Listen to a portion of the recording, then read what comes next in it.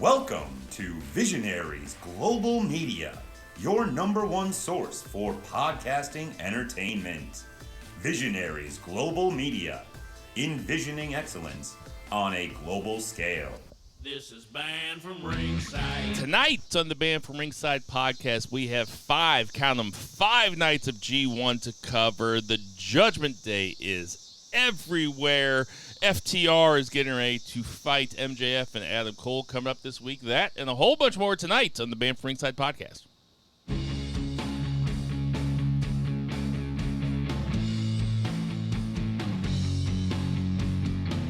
Ditch that 9 to 5. It's time to feel alive. Hello, Marks. Welcome to the Band from Ringside podcast. As always, I'm your host, Bill Vagey, a.k.a. Job Euchre. And sitting directly across from me, we have Jason Cornelius Bell. What's going on, JCB? Sometimes simplicity works best, especially in the dog days of July and baseball season. Well played, gentlemen. Well played on that lovely note. I'll ask the congregation to bow their heads as I read from the latest edition of the Band from Ringside podcast, volume 318, chapter 3, verse 14, and the good smart saith, hashtag boo the heels. It's all good, baby. Listen, share, subscribe, repeat the Holy Trinity of BFR. Another interesting week of wrestling. 5 G1s, Death Before Dishonor, Raw, SmackDown, Great American Bash predictions. Know this show, baby. Let's do this shit. Thank you for doing my job for me. I didn't mention Death Before Dishonor or Great American Bash, but we will be covering that also. And out there in Portland, Oregon, we have 3 beers. Zach Bowman. What's going on, Zach? Beer for Western House. I just realized that you have the AKA, Jason has the Holy Trinity, and I don't have a gimmick. And the Hard Mountain Dew just released out here in Portland. And I'm probably going to die in 3-4 weeks because it's pretty tasty. So I'm going to die without a gimmick. And that's kind of sad. But if you have anything you want to put in my eulogy or in my obituary, my wife's on Friends of BFR, if you want to DM her, don't try to fuck her at least for a little while, but slide into her DMs.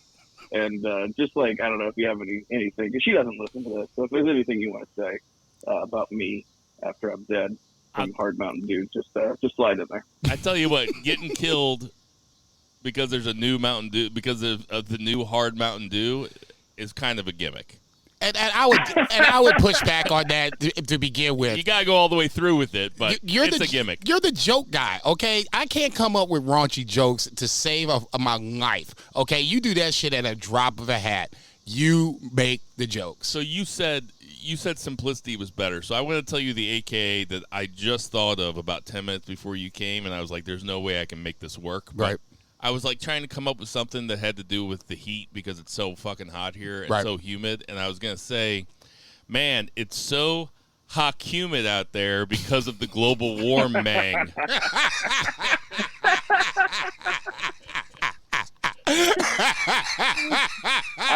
I think that we're just smarky enough and just old enough to get that reference. Right? But the global warming part, it would work better written out. You know, it's not necessarily an audible thing. No. You kind of got to see it. It's a visual thing. MENG is different when you actually see it. You know what I'm saying? But don't get me wrong, both are good. I got to ask you guys, I don't know if you guys do this, but so my wife was out of town this weekend. She went to see Taylor Swift up in Seattle with my daughter, and my son was at a sleepover, so I was a bachelor, and I'm not used to that. And so I have to put on the TV because I'm not used to just being alone ever. And so I put on 1997, 1986 WCW, and just let it play. And that shit is so comforting. Haku and Ming are there. I don't know if you guys do that, but it's just background noise of your childhood, or I guess for JCB it'd be his mid-30s, but son of a bitch stole my joke. Yes, hit. Fuck you! You stole my joke, you son of a bitch. No, I never do that. I have what I've started doing lately though is I started over the X-Files. And nice. I don't really pay attention to them. And if it's a Monster of the Week one, sometimes I'll skip it because I I kind of want just the ones that are all about the mythology of the show, like the Smoking Man ones and stuff. But, like, I don't know. It's pretty easy to have, like, an old X-Files, 40 minutes on Hulu. You zip in, you zip out. It hits all the beats. Yeah, Law and Order, SVU. I've been catching a lot of lately. It's just like, God damn, this show's fucking good. Yeah, so I get I get your meaning for sure. Maybe I'll start putting on old wrestling. I haven't thought about it. I just never thought that Larry Zbyszko would like lull me to sleep, but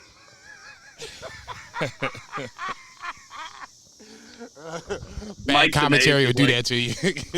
Mike Tenay's just like creaming his pants over Jushin Thunder Liger, and I'm like, oh yeah, like, it's good stuff. Anyway, speaking of wrestling, let's get it started. Let's get to that 3 count. 1, 2, 3. JCB, kick it off. So many choices. Sorry, Matt. Or sorry, Mike. You can go ahead and start fast forwarding right now because we're going to start talking about the G1. We have 5 straight days. Or 4. So much wrestling. 4 days in a row, but 5 total days. We'll start with the 721 show, day 5. What stands out to me, probably the last 2 matches for sure. Taichi versus Okada. Taichi at this point was undefeated, so was Okada. They had it probably, I'll even say by my match score, it became the best match of the tournament. Taichi coming in with the KOPW championship. I thought if there was the time to do it, this would be the time. He's not hot like Sonata, but he's probably the next tier down. Unfortunately, he falls to Okada with a sweet-ass roll-up for the win. Main event, Yoda versus Sonata, I thought was another kind of a standout match because this was a rematch of the Dominion match. Not, excuse me, not, I won't say like breathtaking because the Dominion match, we didn't know what Yoda was going to bring to the table. And every time you looked up, he was doing something. You're just like, what the fuck? Oh shit. He's doing the moonsault over the top. What the fuck is this? And every time, he would do something else, it would just be more and more, just adding to the arsenal of things you just didn't know he could do. If you saw the match, Royal Quest match, I guess that was last year, him versus Tomohiro Ishii, you had some sort of glimpse, but the Dominion match was basically the full episode of Yoda and this kind of carried on to it. Unfortunately for Yoda and us LIJ fans, he takes the L there. Great-O-Khan, I think, finally is something I had to talk about because I've been disappointed because Naito was the guy that kind of put him over 3 years ago in the G1, and from that point, his G1s have been lackluster to say the least. He finally gets on the board, beating ELP. Gabriel Kidd continues to run rampant over anybody that's in his way. Shoto and Kaito Kiyomiya battled into a 20-minute draw is probably something that we're going to have to put a little asterisk to because these draws are adding up for Shota Umino in a good way because he's not taking losses. He's getting points. If he could start putting some wins together, hint, hint, you can be doing something good. Zach, what was your match of the night and any other stray thoughts about night 5 of the G1? I love your hint. It was like, hey, win some matches. Spoiler alert, that's how you win the tournament. Very Tim Carver-esque. The Will Ospreay Kenta, I feel like this is the first time I've seen old Kenta in a very long time. Mm-hmm. And I don't know if it was, him just being motivated because he's in there with who's maybe the best in the world. But big Bryan Danielson vibes, which Bryan Danielson just copied Kenta, but he was back to that great Kenta, so that was really good. Love the draw between Umino and Kiyomiya. That was high impact, high energy. 2 young guys just really going at it. Love that. Okada Taichi, probably the best match of the night, unsurprisingly, and really love Sonata Yoda Tsuji's the rematch. Like you said, the last 4 matches, this is a really good night of wrestling. Like some of these little ho-hums, you're going to have those, but this is a really good show. I really liked it. I agree. I mean, obviously, I think the match of the night was Okada Taichi, but I was also a real big fan of Gabe Kidd versus Ren Narita. I was gonna say the same thing that Zach said about Kenta. Like it's either because he felt motivated that he was going against Ospreay, or Ospreay gets a better match. Ospreay gets the best out of his opponents every single time. It's probably somewhere combination of both in between the two. But yeah, I agree. This was a really good night of wrestling. Okada Taichi, just to kind of sit on it for a second, had me believing. They were telling a really fun story. Got my ass. Kevin Kelly was great on commentary, talking about how Taichi is kind of Okada's Taichi's kind of great white whale. He can't beat him. I love the touch after Okada won at the end when Taichi showed him his King of Pro Wrestling belt and said, "Are you going to come after this?" And Okada pointed at his wrist like he had a watch on. Very, very nice touch. In due time, brother. Burying the title. He's like, he's really coming after your King of Pro Wrestling. He did say that too. I was like, come on, Kate. You ain't supposed to say that, man. I was about to say, we got to leave it out there just in case Okada doesn't win number 5. Jesus. I would have, they really would have been showing me something if Yota Tsuji would have beat Sonata, but I really didn't expect it to happen. Still, a cool match. Yota Tsuji is the real deal. I was really upset that didn't happen. Not upset. Okay. I was surprised because in my head I was like, okay, Tsuji's going to win this one. And they did a really great job. Sonata looked really good. He's playing his role in this tournament really well, and Tsuji just has so much charisma, which is the opposite of Sonata, right? Sonata's got everything but charisma. That's right. So whenever he was in there, I was just like, exactly now right. is the time. I'll just say this, and I was shaking my head no, and I think we all need to sometimes take a step back and realize Yota Tsuji just came back from excursion. Shota Umino, same way. Yeah. Ren Narita, same way. Yeah, but Yota Tsuji is the truth.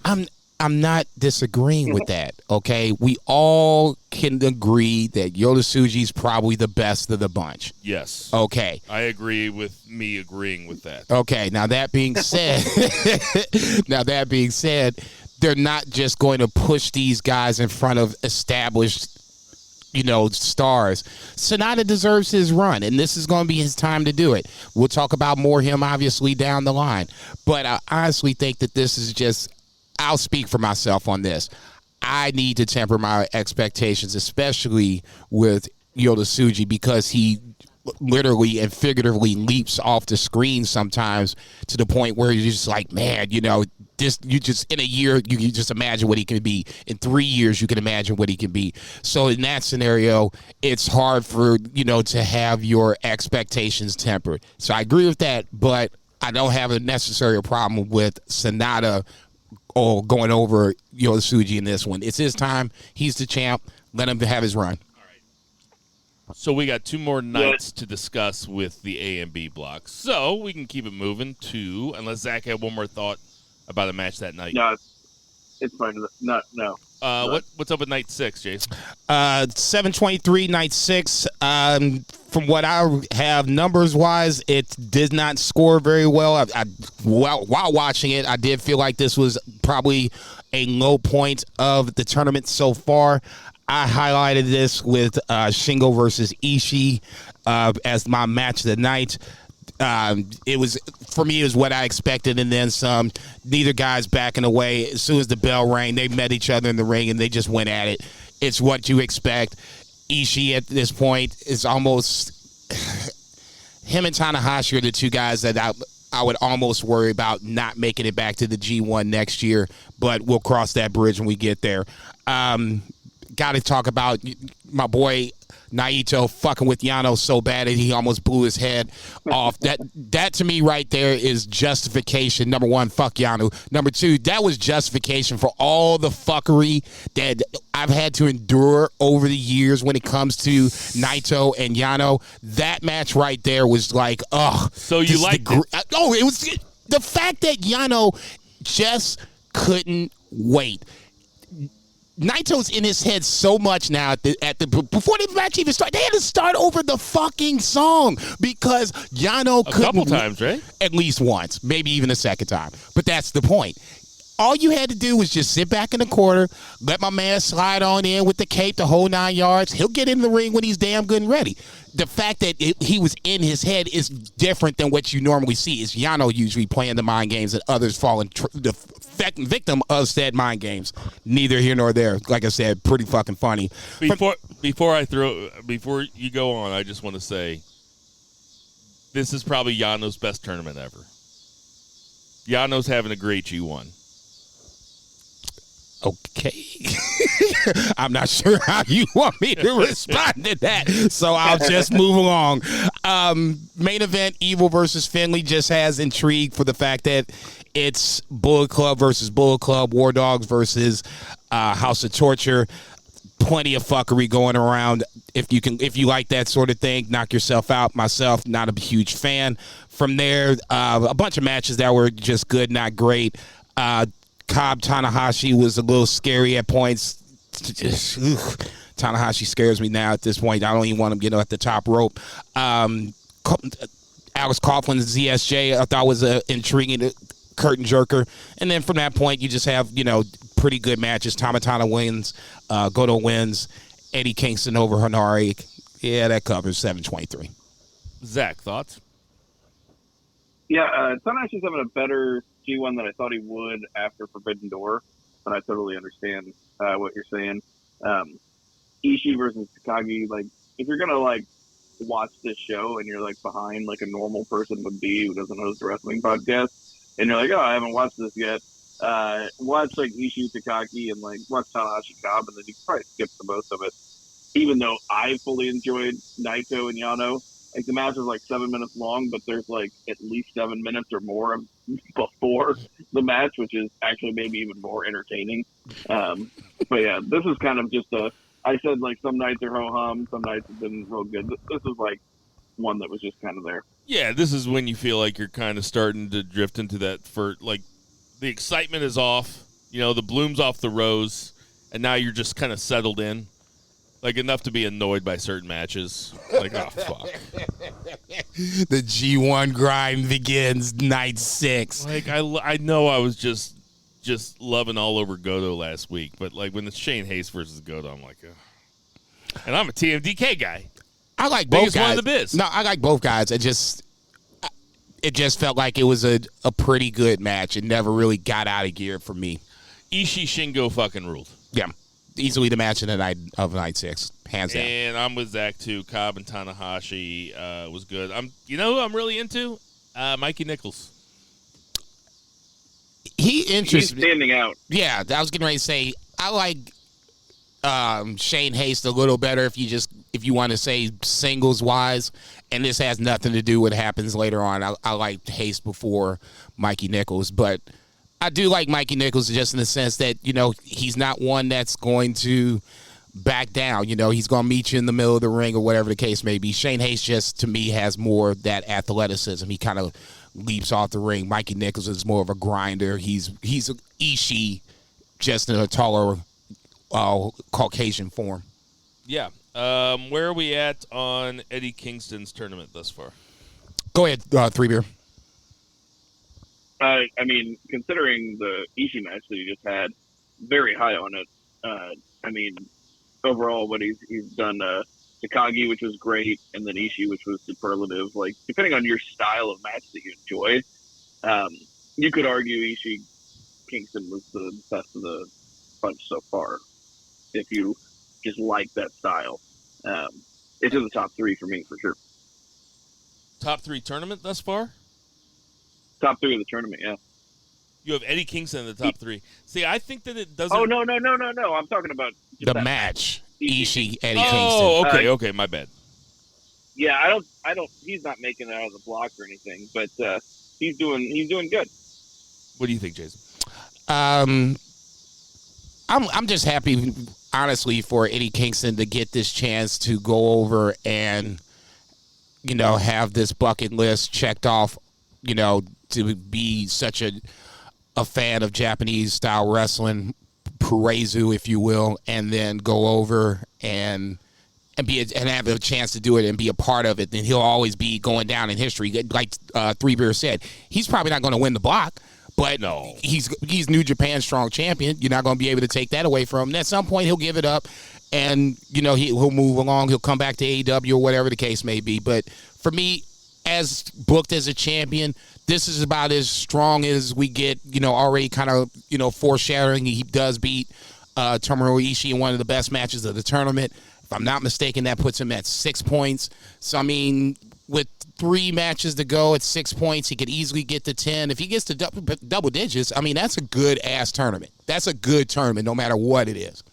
In terms of performance, though, in terms of entertainment value, I would say that he's exactly where I thought he would be. Like, he can have some pretty fun, hard-hitting matches. He likes to chop. There are guys out there that just like to chop.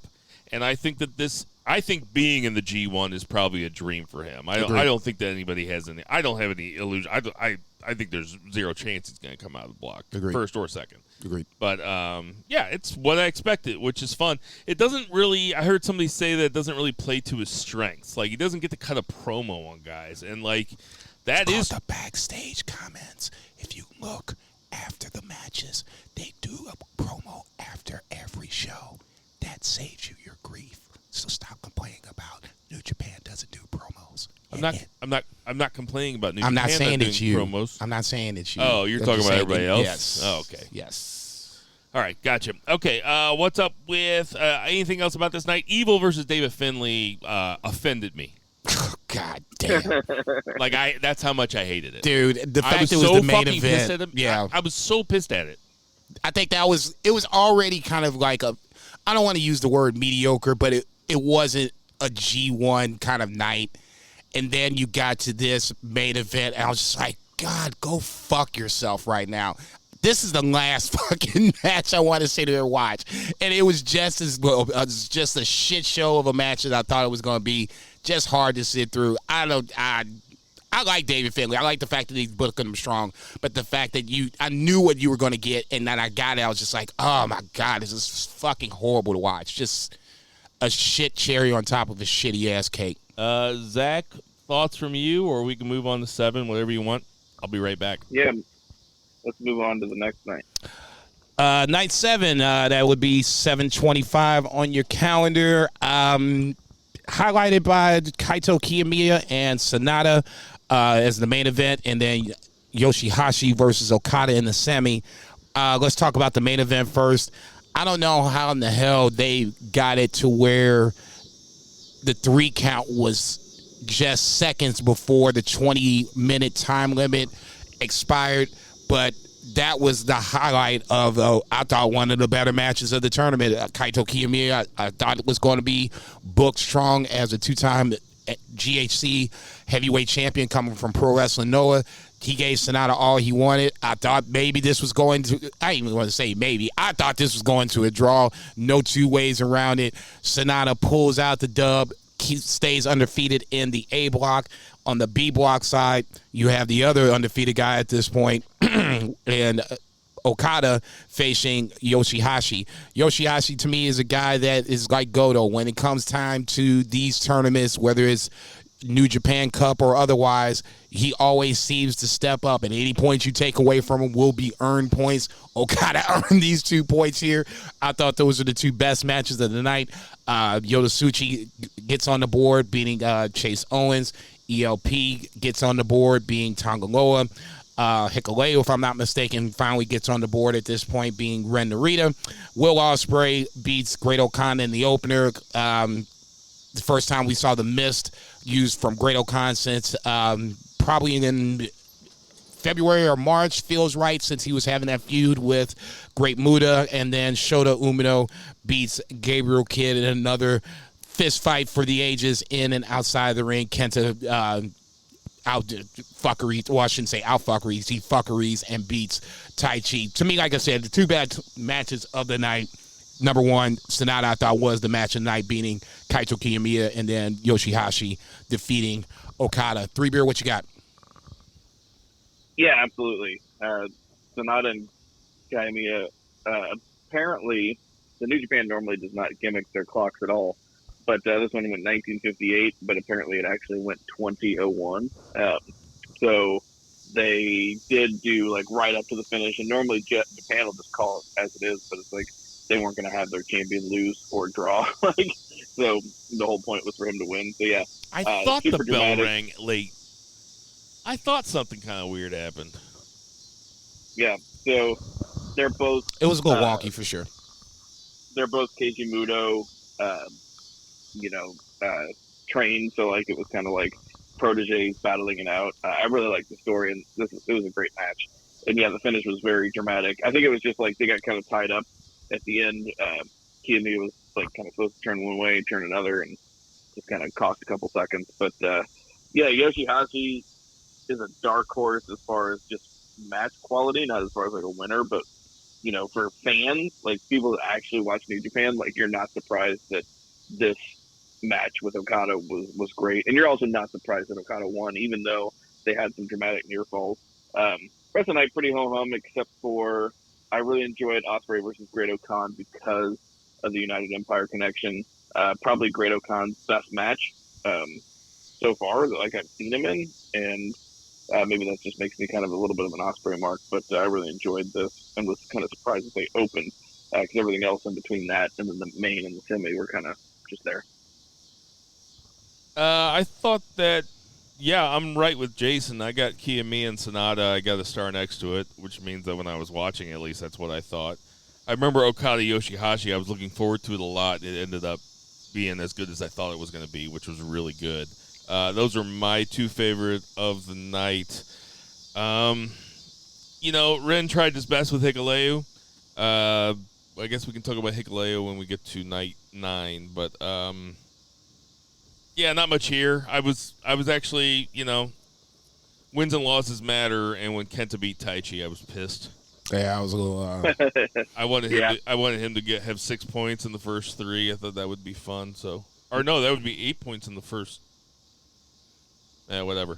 No, I was getting ready to say if I'm not mistaken, he lost the first. He won the first 2 and lost the next 2. This would be the second of those right, 2. So he lost to Okada. He'd have won. He'd have been at 6 points at this point. So right. yeah, that another kind of like kick in the gut, especially when it's Kenta doing his usual fuckery coming off of the match that he had with Will Ospreay. It was just more so of just like, God bless America. This is just neither here nor there. Any other thoughts? 3 beer on night 7.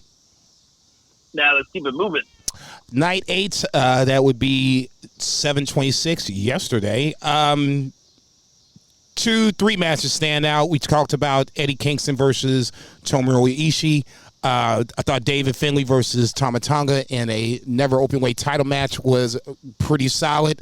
If you didn't see the first match, the end of the match had David Finlay repeatedly powerbombing Tama Tonga to get the victory. Tama Tonga then stretchered out post-match, so they called back to that to where David Finlay was going to powerbomb Tama Tonga, but this time around Tama Tonga rolls through, gets the roll up for the victory, and then proceeds to get stomped on by David Finlay and Gato. So obviously we're going to see more of that at some point down the line. Main event, Cobb versus ZSJ. I said it last week. I said it 2 weeks ago when we made the predictions that Jeff Cobb was the guy that I should have picked, and now I'm really starting to kick myself that I didn't pick this motherfucker. He's been laying in the weeds for quite some time, caught in I won't say caught in the ZSJ World TV title but he's been chasing Zack Sabre Jr. Not a strong New Japan Cup, just kind of, got it tied together with Great-O-Khan when Aussie Open decided to leave and go to AEW. So Jeff Cobb has been, ultimately, my point is he's been lying in the weeds for a long, long time, and his big ass shouldn't be lying in the weeds and nobody sees him. So the fact that he's coming out and winning these matches at the top of the block with 8 points shouldn't be a surprise. Jeff Cobb goes over ZSJ, and I thought of in fairly dominant fashion. I thought that was my match of the night. So like I said, the 3 matches I thought stood out, Ishii, Kingston, Tama, and David Finlay, and then the third match, the main event, Jeff Cobb versus ESJ. Zach, what you think? I don't want to be like know your role, and I don't know my own role, but you always have to go last in these. Like, what did you think, Bill? I just want to hear what I'll go last. Oh, you want to hear what I thought about Night 8? I thought not that I'm like expecting anything. I just give you an opportunity to Oh, thank you. Thank you very much. Night 8 to me was the best night of the tournament thus far in terms of entertainment value. I count four really good matches. I fucking love Zack Sabre Jr. versus Jeff Cobb. I loved Shane Haste versus Naito. I loved Kingston versus Ishii, and I fucking loved Mikey Nichols against Shingo. Yeah, that was a good match. Like, I fucking loved it. Yeah, that was really good. That's four that I thought was really good. If you asked me to pick what was my favorite one of the night, those are all four pretty even. I mean, I would probably say ZSJ and Cobb, but great night of wrestling. What do you think, Zach? Shane Haste, I said it on Twitter before I even knew what had happened. Totally underrated, yada, yada, yada. Ooh. Naito feels like he should win, but this is the G1. Next thing you know, I look up and Shane Haste is dumping my Naito on his back. I'm like, well, god damn. Yeah, I mean, that match was fucking awesome. It was a good match. It was really good, and I loved that it surprised me, and it also plays into that Naito being down at the beginning of the tournament. You're like, holy shit, like, this motherfucker just lost the fucking Shane Haste. And also, like, Naito was clearly, like, big brothering him at the beginning when they asked him to wear his hat and shit. He was like picking on him. Yeah. Oh, Kevin Kelly did a really good. Brought up the fact that Naito was questioning the fact of why Shane Haste was even in the G1. What did he had done at this point to deserve to be in the G1, and for the fact that Shane Haste basically dunks Naito on the mat or whatever and gets the win. I thought that was, the best touche moment of the tournament. You know what I'm saying? So at that point, it was, I got to give Shane Haste the credit. Like I said, I like Shane Haste to begin with. To me, Mikey Nichols was the person that really stood out between the two, because I really haven't been on the Mikey Nichols train until he crossed paths with Shingo, and him and Shingo just came out and just had a banger. So, yeah, I don't have a problem with any of the matches that Bill just brought up. I thought minus Evil and Hanari, the curtain jerker is probably the low point, because now what are we doing with Hanari? I mean, the man, tattooed his tribe on his face, and you doing this man like that. I'm just like, God damn, it's fucking Evil, for Christ's sake. Evil, if you forget, and I wouldn't mind if you did, he was the double champion at one point, taking it off my boy. So that being said, it's not like he couldn't take this L against Hanari and couldn't come back from that shit. I get it. It's the House of Torture, and that's what they supposed to do. But God damn, he's man. He's jobbing out like he's in 3MB or something. Dude, what the fuck? Like, he replaces Heath Slater in 3MB, so they put back McIntyre, Jinder Mahal, and fucking Hanari. Sorry, go ahead. No, you're good. My favorite match, as I mentioned, was Ishii versus Kingston. I can watch these guys wrestle every single night. They're so good together, like their styles mesh so well. Ishii is, I don't know, maybe the best G1 wrestler of all time. He's up there. Like, I know statistically it's Tanahashi, like, with wins and stuff, and he's had a ton of great matches, but like every night I'm like, oh, I can't wait whenever Ishii's on. It doesn't matter who he's wrestling. Since we started watching G1, Ishii has been the most consistent and the most healthy the entire time. Like, I was about to say, I can't remember Ishii being out for, like, injury or something like that.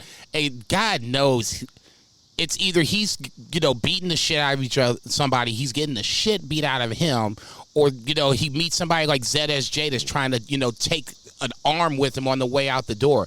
I mean, that's another cool thing about the G1 is, like, how often do we watch Ishii wrestle? Like, I don't watch him wrestle all that often because he's not in these huge matches. But when the G1 comes around, it's like, okay, it's Ishii season. Right. You know? No doubt.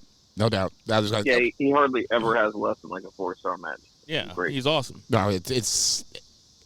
I don't want him to become enhancement talent for the G1, but I would be remiss if I said if he wasn't in this tournament or next year's tournament, he wouldn't be missed because he's just that guy, when he comes on my screen, it's just like, oh shit, where's a cigarette? This might get me. He is a really good. He is really a character though, just like by the way that he looks.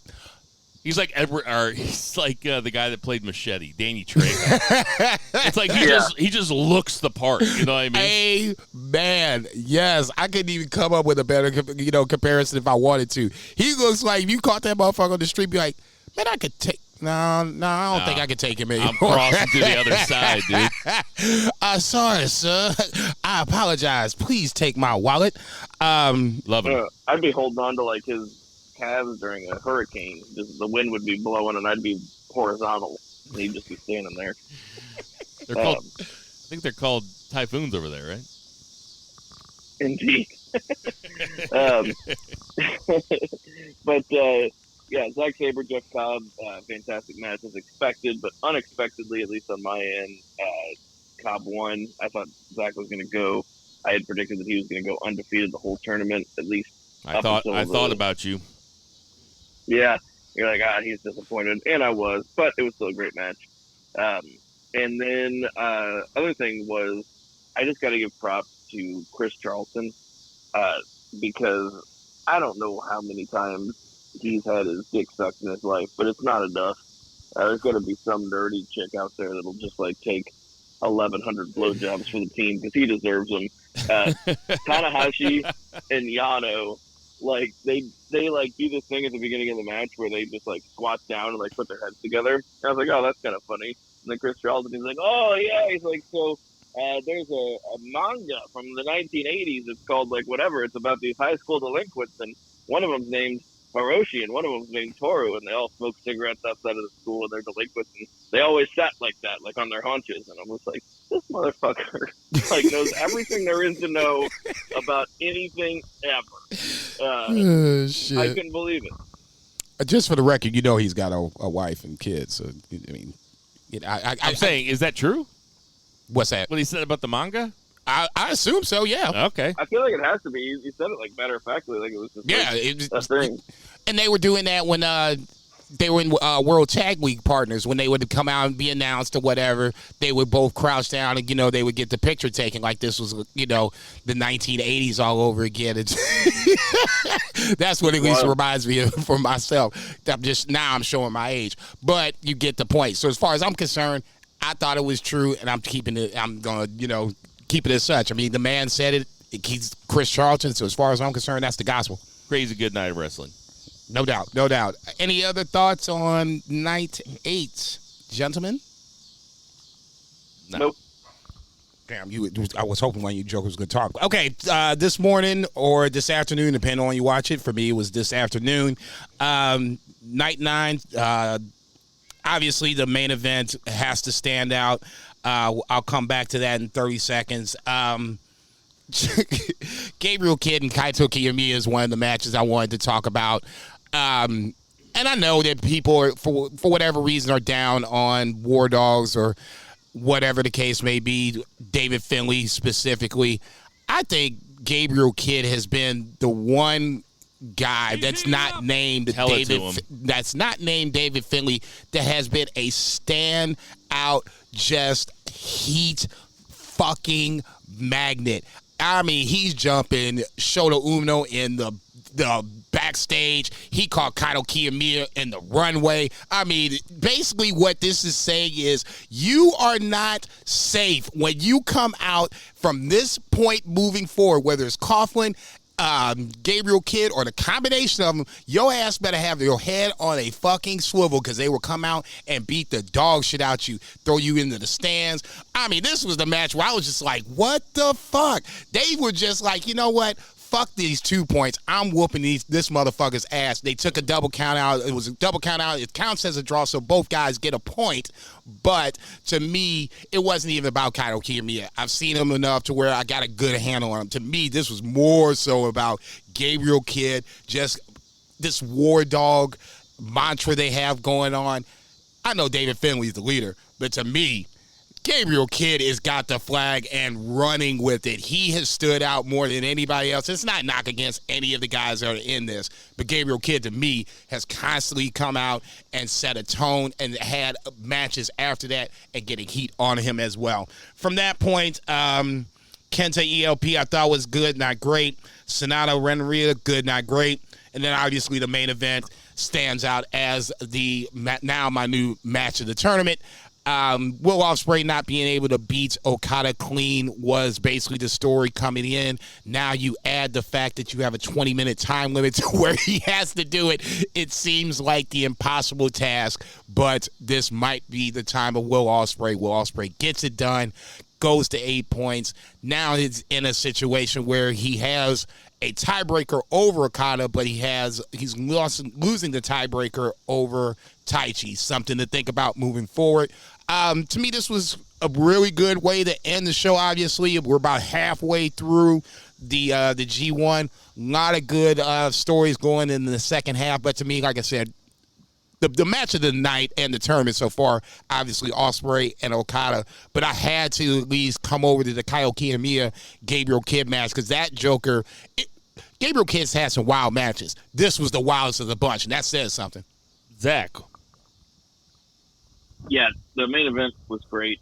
Yeah, besides the story of Ospreay never being able to beat Okada clean, I'm pretty sure every match that Okada had been in this G1, his opponent had hit their finisher and he kicked out of it, and so it was nobody can beat Okada. It was on their best day, even it's I did everything and I hit him with my finisher and I still can't beat him. Really great storytelling. They got a lot into that 20 minutes or 18 minutes. Really good. But yeah, what was the Gabe Kidd Kiyomiya match? I was just God damn, I didn't think that would go so hard, but it really did. And Gabe Kidd, pretty much every match, his is the variety match where he starts the shit outside, and they've been doing that with Kenta. Kenta beat the shit out of Phantasmo, and then they started the match he was almost knocked out. It was kind of weird and gimmicky. 19-second match, right? With an inside cradle where he reversed it, but there's some variety there. But this night was saved by that 20-minute draw, which was, or not 20 minutes, it was a count out draw, so it could have been shorter, but they were outside the ring for a long time, so it was probably about 20 minutes. Double count out. Double count out. But really good. Expected Ren Narita and Sonata to be good, and it was pretty good, but nothing really jumped out at me about that match. Yeah, I really liked Ren Narita and Sonata, but it didn't stand out. I'll talk about the main event here in a second. The Gabriel Kidd Kiyomiya match, that's what I got my star next to. Okay, the main event, obviously, you got Ospreay and Okada, but man, that was one of those great moments where it's Gabriel Kidd versus Kiyomiya. You're okay, you're settling in for 11, 12, 13 minutes, and you think it's going to be okay, and then it just... then they start really hitting each other, and it's wait a minute. It's oh, these guys, they did a great job to where when the countout happened, it was they were both at the peak of their anger. It's it built up perfectly to where it climaxed with the bell ringing for a double countout, and then you're oh, these guys are still fucking going at it. They don't do that in New Japan. And this pull apart felt to me totally justified because you see it a lot. You saw it on AEW this week, and it's just kind of okay, so you know pissed what? Off at each other. Right. That's why I was just damn, okay. Really, really enjoyed it. I was way into it at the end. Where you're at the end and you're rooting for a count out. You're oh yeah, I want this to happen. That would be cool. Okay, so I don't want to. This is really, really nitpicky. Ospreay Okada, you come in with big time expectations. This was the first time I felt the 20 minutes, obviously, because if you're going to have those two, it's going to go 35. I think they said that in their last three matches had gone over 35 each time. You're expecting it. I think that it strains the credulity of kayfabe that Will Ospreay was able to beat Okada in less than 20 minutes. It was not even the match started off real quick. If it would have been Ospreay's like, I got to cram 35 minutes into 20 minutes, so I'm going to just go quick. Like, even if they just, neither one of them sold, they were just trying to beat the shit out of each other nonstop for 20 minutes, then maybe. I think this should have ended in the draw. Go ahead, 3 Beer. I'll let you go respond before I throw my 2 cents in. I actually fully expected a draw because of that same fact, right? Like, every match they've had has been epic. I mean, they were in the final last year. Like, Ospreay, maybe it was Wrestle Kingdom where they did the backflip off the fucking, like, lighting rig, you know? But, like, it's been, like, big match. And this didn't have that big match feel because of the 20 minutes. So I fully expected them to not even really get into third gear, just kind of, like, start to get going, and then the fucking time would just run out and be kind of anticlimactic. That was what I was expecting. But, that didn't happen, so it surprised me. I expected this match, the match that I got. Kevin Kelly said that this felt like a G1, not even a G1, but an Okada Ospreay match and fast forward, and that's what it felt like. The first 10 minutes felt like the usual feeling out process. From that 10-minute mark to the end, that was fast forward. To me, the match turned on the ripcord short elbow that ends up setting the Stonebreaker up for the finish. Everything else was what we've seen before, except for that one. The odds cutter on the apron. Okay, that too. I'll give you that. That was new. That was wild. Okay, but I loved it. Like, Okada put on the money clip in the 16th minute. I'm like, what? Dude, I was so pissed. I was like, man, that's when I was like, fuck this shit. Go ahead and weak this motherfucker, Will. That's like the type of shit that Randy Orton does at a house show in Des Moines. And fucking Okada, he has to know everybody hates the money clip, right? I don't think he gives a fuck, one, but two. That's even funnier.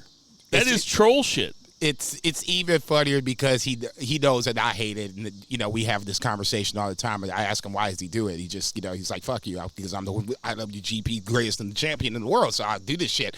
Anyway, I don't get the money clip because in kayfabe style. It just doesn't really work. I mean, this was like one of the few times where I was just like, wait a minute, Will Ospreay's going down to the money clip. This ain't supposed to happen. I'll tell you what, it looks like a nice stretch.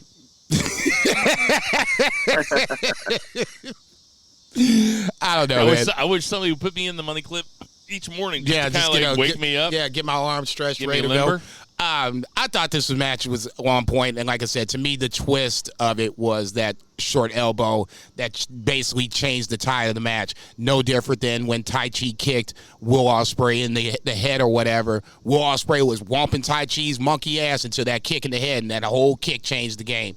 Same thing to me with Ospreay and Okada.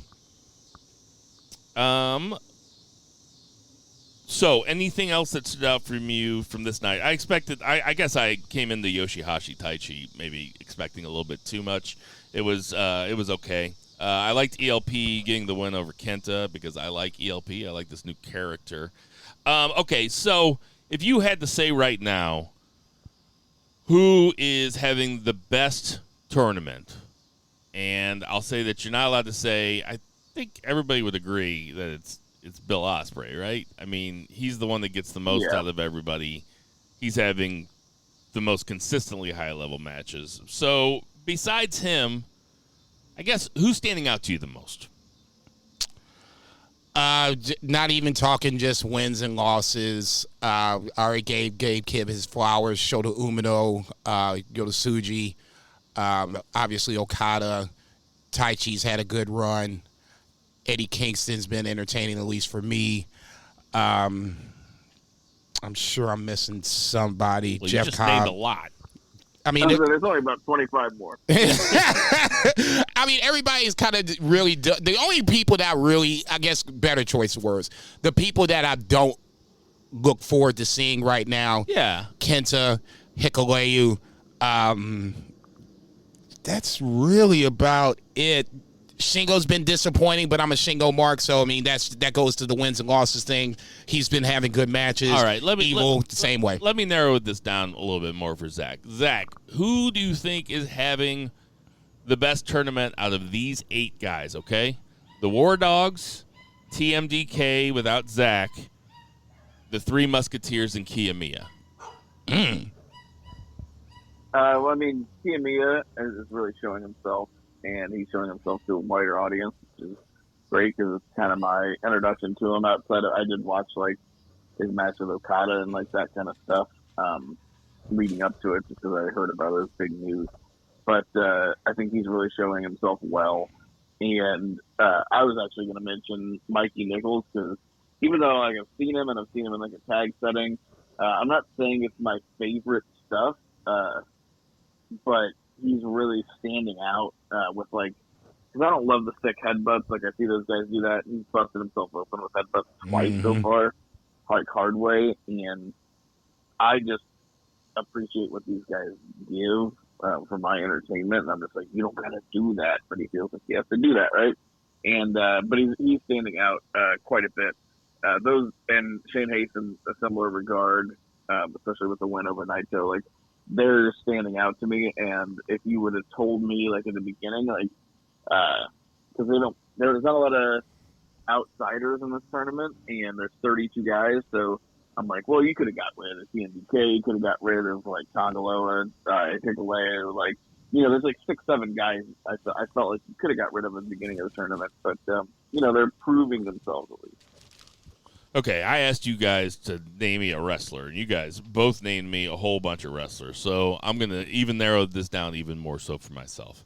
The person who's staying out the most for me is Kiyomiya, and I think that Mikey Nichols is number 2. I think that Kiyomiya is every single match that he's had has been really good, and I know that we're saying that – I know we think that Gabriel Kidd, his character is so badass, and it is, but you got – I mean, that Kiyomiya our Gabe Kidd match, to me, is one of those matches that's going to stand out for years. I'm going to be like, man, that was just fun when it was like those guys really fucking hated each other. It's like you never thought of them as even paired up before, and then you're like, oh man, these guys fucking hate each other. Run this shit back.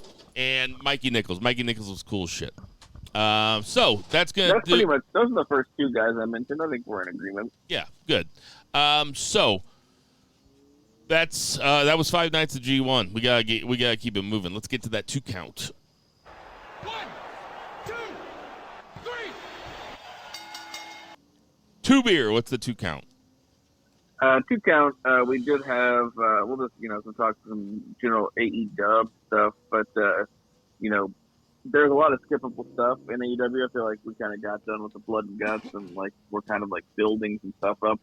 We're gearing up for the next pay-per-view, but Rampage had a very fun battle royal to open it up. I kind of had it on the background, but it seemed real good. A lot of storytelling as far as like eliminations and stuff leading up to some of the stuff that eventually happened. I actually watched it after I watched the rest of the week of our AEW. I was like, oh, they did a good job with this Rampage Battle Royal, it seems. But Darby Allin won, which means he gets a future TNT or TBS title shot. No, TNT. Yeah. That'd be pretty fun. I actually kind of wish it was a TBS. Aaron was working Friday night, so I was actually watching this live, and I was pretty entertained by it. You know, it took me a while to figure out what the hell was going on with both rings, and then it's like, oh, okay, I think I kind of understand. Like every other one goes to the opposite ring, and then they can't cross over. Somebody crossed over before it was like the last 2. And it was towards the end. I was like, well, what the fuck? How's he going over to the other ring? That's not making any sense. I don't want to jump ahead too far, but this Darby Swerve AR Fox thing is pretty fun. It's a pretty good feud. I'm into it. What else, Zach? All right, so we can just move on to Saturday. Saturday opened up super weird, and I don't want to talk about it because it was good. I just want to talk about it because it was fucking weird. I just kind of wonder what you guys think, but Ricky Starks started, with a promo showing off like a Louis Vuitton bag, and then CM Punk comes out to confront him, obviously, because he had cheated to beat him in the tournament the last week. But then, Christian Cage and Luchasaurus come out, and then it starts to get good because Christian Cage is so good, and he's basically talking about the title Punk has in a bag, and he's like, I just got a question for you. What kind of man carries around a title that he didn't win while he has Dude, I the found a TNT fuck title out. I'm like, man, this on his motherfucker wild. Yeah. Very good. Money. But then, Money Christian. That is money Christian, dude. So he's good. fantastic. He should be on TV more. And then Darby Allin comes out, and like, so this is just kind of like a fucking mess. And then it was also a mess because like the crowd. So this is like still New Jersey. We'll talk about the ROH show in a little bit, but like the crowd for the ROH show was awesome, and then this Collision show was like pretty weird because like people are kind of booing CM Punk, but then like Darby comes out and he's like my good buddy CM Punk, and people almost like kind of boo. They're like, what the fuck, would you be friends with this guy? Like, we like you, but like, I don't know. It was all kind of weird, but it set up this tag match for the main event. But all of this just seemed kind of forced. I don't know. I didn't love it. Seemed a little forced. I think the reason I'm so into Darby now is because I feel like Darby's gotten so much more comfortable. Like, now he kind of seems like a little shit. You know, like he's way cockier than he used to be. And it just seems to fit him a lot better rather than being dark and brooding. I don't know. I like him. I thought that him putting his arm around CM Punk and saying, "And my buddy CM Punk," is because their plan was for them to tag, and they probably didn't expect the reaction that they got to be that anti-CM Punk. And Darby was like, well, fuck it. I'll come out here and I'll sell it as hard as I can, you know, or like almost like as a little wink to the audience. It's like, I know you guys don't like him, but don't forget we're baby faces, right? You know, something like that. So I thought that I'm a Darby fan now. He is. I'm totally around on him. I think that he's really cool as, like I said, kind of a fucking punk little cocky prick. I agree with you. The fact that he seems more comfortable, his character feels like it's, you know, not, I won't say the conscience of AEW, but just says the things that we're thinking at home. He says it in the way that a Darby Allin character would say it. I guess that's the best way I'm going to put it. To me, what I guess what was forced, quote unquote, is this whole the bag thing. Ricky Starks comes out with the bag, and it's obviously a wink-wink to CM Punk and what he has in his bag. And obviously, you know, it's his version of I wouldn't say obviously, but I would guess it's his version of the World Heavyweight Championship. From that point, it's, you know, then Punk's coming out, and he gets in Ricky's face and is like, you know, don't be like MJF. You know, you want a shot at what's in the bag, just ask for it. So, I mean, that to me is the crux of everything. As great as Christian is, you know, singing these one-liners, I'm still thinking about what are we going to do about this world championship that we keep alluding to, that we teased about. We teased it on Saturday night. So are we going to bring this Joker out? Is CM Punk? I mean, a CM Punk to me feels like the guy that would come out like he did in WWE and be like, look, motherfucker, I'm the unbeaten champion. I didn't lose my child because I got pinned. I got, you know, stripped of it because I got hurt. That's the guy I'll keep waiting for, and now he's not doing that. That to me is the forced part about it. If we're going to do a brand split, then let's just do it and be done with it. There's plenty of guys on Collision that can be chasing after CM Punk or wherever their top champion one's going to be. If we're going to do unification, let's kind of start moving towards that too. To me, I don't care. I'm at the point where now this whole bag thing is the forced part of it. It's either let's do it or don't. Acknowledge it or not. Otherwise, to me, it's just like, you know, it's like, nah, I got this in the bag. And it's just being childish. Let's just talk about the elephant in the room.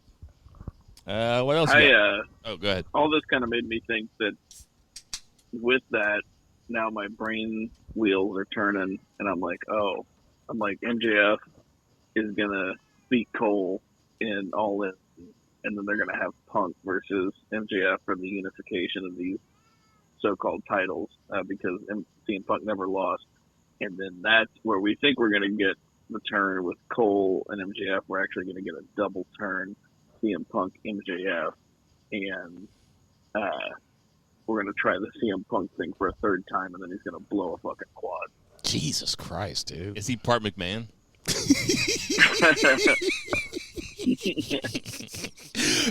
I see That's Timothy. a callback. I see Timothy McVeigh. Wait, oh shit! We gotta go help this Jesus guy out. I can totally see. I can totally see Punk winning the belt in Chicago. I don't know. We'll see how it goes, but I don't know. Yeah, Him it seems like carrying a belt exactly without what they him did being with him in WWE when he won Money in the Bank and left, and he came back 2 weeks later with Cult of Personality. And then he was like, "This is the real belt," and Cena's like, "No, this is the real belt." It's like, yeah. That's I never liked two belts.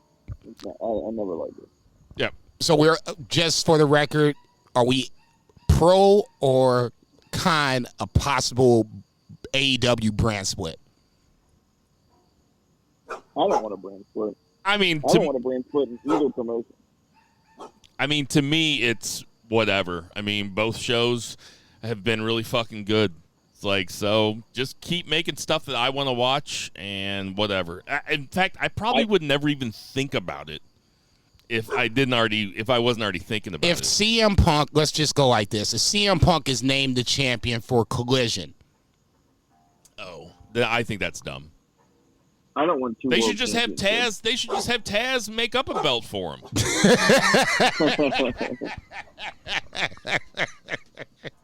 That's They great. should. CM Punk should have the FTF title. It's called "Fuck the Fans." I'm gonna say he don't hate all of us, just the ones that don't like him. All right, what's next? Yeah, but I don't want a brand split ever. I want the best people on the show, the ones that are going to entertain me. I want the stars. I don't care.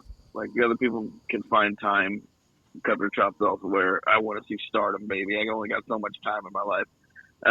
Anyway, there was a trios title match. Not much to speak about the match, but it was House of Black. They beat the Acclaimed with Billy Gunn. But the big thing is that Billy put his boots in the ring afterwards. So I don't know. This is like supposed to be pretty emotional, and I'm just like, he still looks like he's like more in shape than like a lot of guys 30 years younger than him on the roster. But I'm like, yeah, maybe it is time to hang the boots up. I've been watching you wrestle my entire fucking life, dude. It's not making me sad. Damn, Jesus. I mean, his gimmick, I don't necessarily enjoy watching him wrestle. I like him out there doing the scissoring thing, but does he have to be wrestling that? Like, it's like, Go ahead. Oh, wait, sorry. I was distracted for a second. What were we talking about? Billy Gunn leaving his boots in the ring. Oh, well, it's an angle, clearly. I mean, what are they doing with the angle? I don't like angles like this. Like, you're really not supposed to. I don't know why I'm such a purist about these things. It's like, if you take your boots off in the ring, it's like you need to stay retired. Like, did Shawn Michaels do that? I don't think so, and then he came back. Did Shawn Michaels take his boots off? No. The only guy that I ever remember doing it on camera is Undertaker when he lost to Roman Reigns at Cody WrestleMania. did it. Cody took off his boots? or maybe it was Dustin. I'll tell you what. I guess I'd never really pictured Billy Gunn without big old wrestling boots on. But goddamn, he's just wearing fucking tights. He's got those compression socks. Yeah. You put him in heels, he looks like that tall blonde from Ted Lasso. Oh, Jesus Christ. Dude, you're horrible. I've never seen that show, but that sounds funny. I'll just say this. To me, the bigger he's stupid as fuck. To me, the biggest story is the Acclaimed, or what's not happening with the Acclaimed. I just want them to chase FTR. I mean, I think FTR had a promo. We'll talk about that here in a little bit. But even before FTR came out, that's all I really want. I mean, I just want the tag team match that's going to be entertaining. And that's a match we hadn't seen in a while. FTR has kind of been doing their thing. Acclaimed and Billy's kind of chasing after the House of Black, trying to get Billy this last title run, which, it is what it is. Maybe they'll end up going back to that. Like I said, to me, I'm simple. I just want to see FTR Acclaimed 2, period. Well, FTR did come out next, and again with the crowd, the crowd was not super into this. They were really kind of just, you could tell it actually Dax had problems with his promo because the crowd just like wasn't super into it, and I wasn't super into it either. But essentially, they're setting up the match with MJF and Cole, which I'm very much into that angle, and I'm very much into this match. It's going to happen this Saturday. But this promo was, it's one of those things. Sometimes you go out, like the crowd is just not behind you, even though you are the big babyface champion. It's kind of weird. We were at Aaron's mom's house the other day, Saturday, and she's got a Roku. So me and Steve were sitting there, and all the fucking girls were doing shit. And it's like me and Steve were like, "Man, let's just turn on Collision. Like, I'll download I'll put in my password and shit." So Aaron's mom walks in, and me and Steve are sitting there watching. She goes, "I cannot understand why any educated grown man would find this entertaining," and just walked right out. And I was like,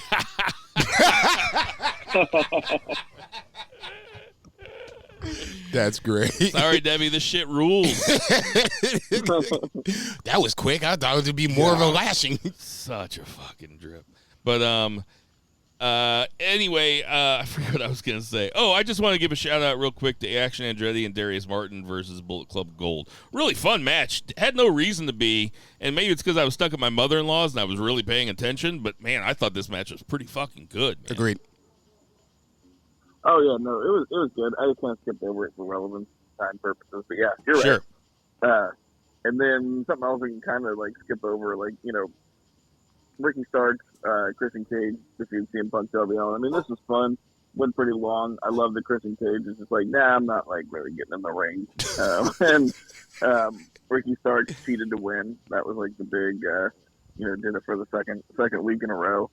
But yeah, overall, this was probably the most missable Collision so far, which is fine. They're setting up other stuff and they're in between other stuff, but I wasn't like, oh shit, like I'm so glad that I spent the 2 of like the 20-something hours of wrestling that I watched this fucking week because of the G1. I probably wouldn't be so down on it if it wasn't for the G1. Like, it is very hard to keep up with this stuff. Very hard. Mm-hmm. But yeah, I don't know if you guys have anything to say before we move on to Dynamite. No, I said it last week. The only thing I want to say is I want to see they have to reinforce whatever word you want to use Ricky Starks' win as the Owen Hart Cup winner. You just can't have him going back to obscurity again.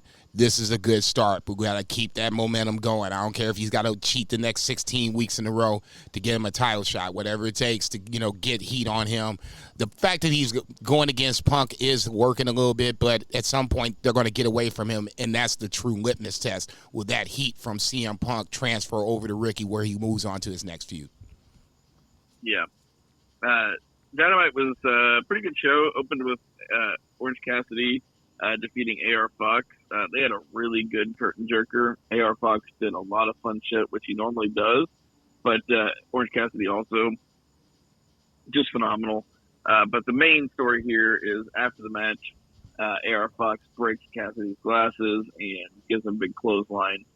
And Darby Allin comes out super pissed because right before this, they basically introduced this match with a pretty tender vignette from Darby Allin, which seems to be the way that Dynamites have been opening lately. It's like, here's Darby Allin, beloved AEW pillar, talking about whoever we're trying to get over this week and like why you should like them. Did it with Nick Wayne for 2 weeks. Did it with AR Fox this week. It's working. It's very good. I actually like this change. It's like, give me a little bit of story, right? And AR Fox seems like a person, like a complicated individual instead of just someone who does like inverted 450s and shit. But a fun match. We got a heel turn out of it. And now AR Fox is an actual character on the show instead of just a guy who loses matches that are fun to watch. Big fan of this angle. Like Zach said, just give me a little bit of story. Oh, these guys know each other from way back and they're friends, and Darby just got him the match versus Orange Cassidy. That makes so much sense because Darby and Orange Cassidy are kayfabe friends. So it makes sense that he would ask him. It makes sense that Orange Cassidy's character would say sure. you know, because he's assured of everything. It makes sense that AR Fox just let his temper get away from him, and it makes sense that Darby got pissed off at him. What was cool about what really stuck out to me in this segment, besides all of that, was afterwards when Moxley comes out and attacks Orange Cassidy as kind of revenge for what happened at Death Before Dishonor, which we haven't talked about yet. This is huge for Orange Cassidy. Jon Moxley, getting in a feud with Jon Moxley, if that's what they're doing, is real big for Orange Cassidy, and I don't know. I haven't processed it yet. What do you think, Jason?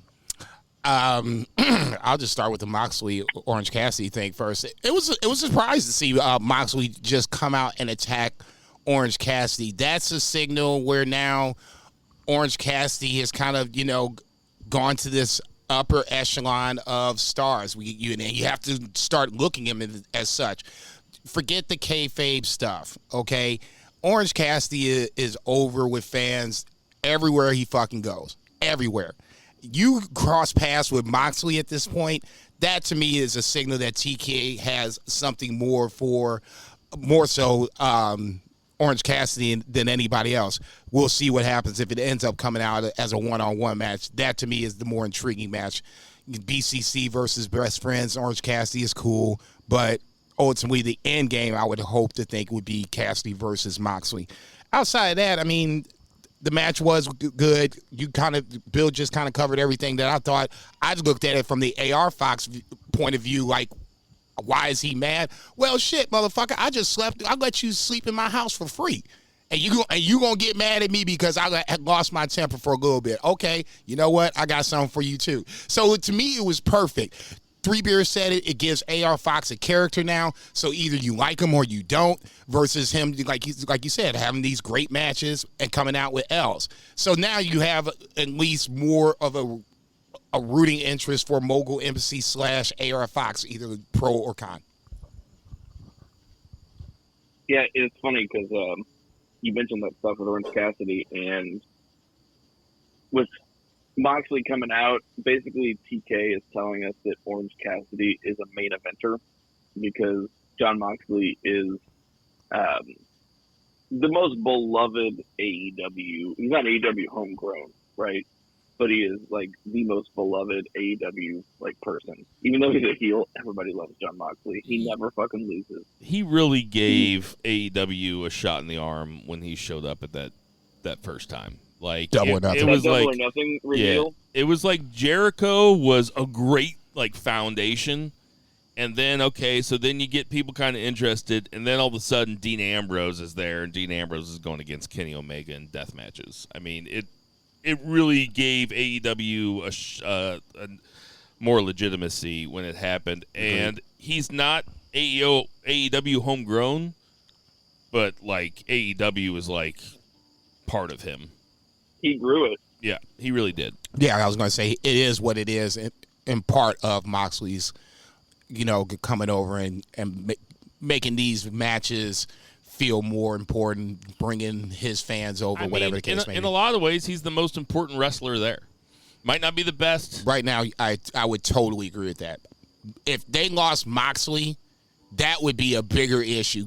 Cody was an issue because Cody was their day one guy. Moxley's a bigger deal than Cody. Right now, hell yeah. Yeah, way bigger. I mean, Moxley is, I think history will look incredibly kind on Jon Moxley. Yeah. But basically, I just want AR Fox to like cut a promo on Darby and be like, Darby, remember when I used to let you sleep on the couch and beg a bitch to let you sleep in the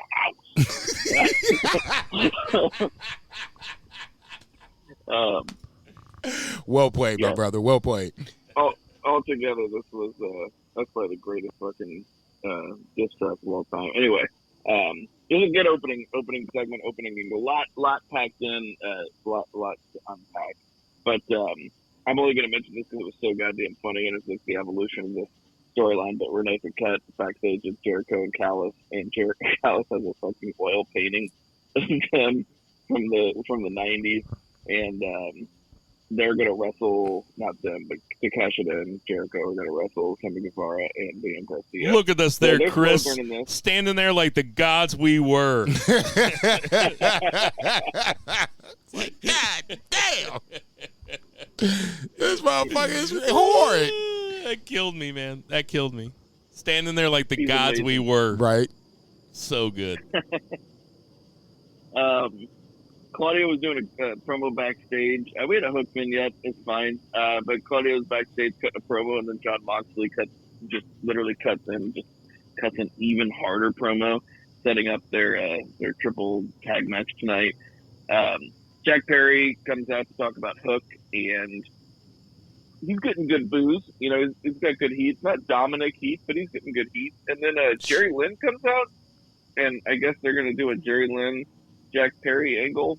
That's the only thing that confused me. I mean, you talk about like the efficacy of like the promo. I think Jack Perry's like doing a good job and stuff like as a heel, but I don't know. Like Jerry Lynn gonna have a match? Jerry Lynn, I just expected Jack Perry to lay him out and then somebody to come out and like save Jerry Lynn, and then they would have a match. Maybe that's what we'll get next week. But this is just kind of weird.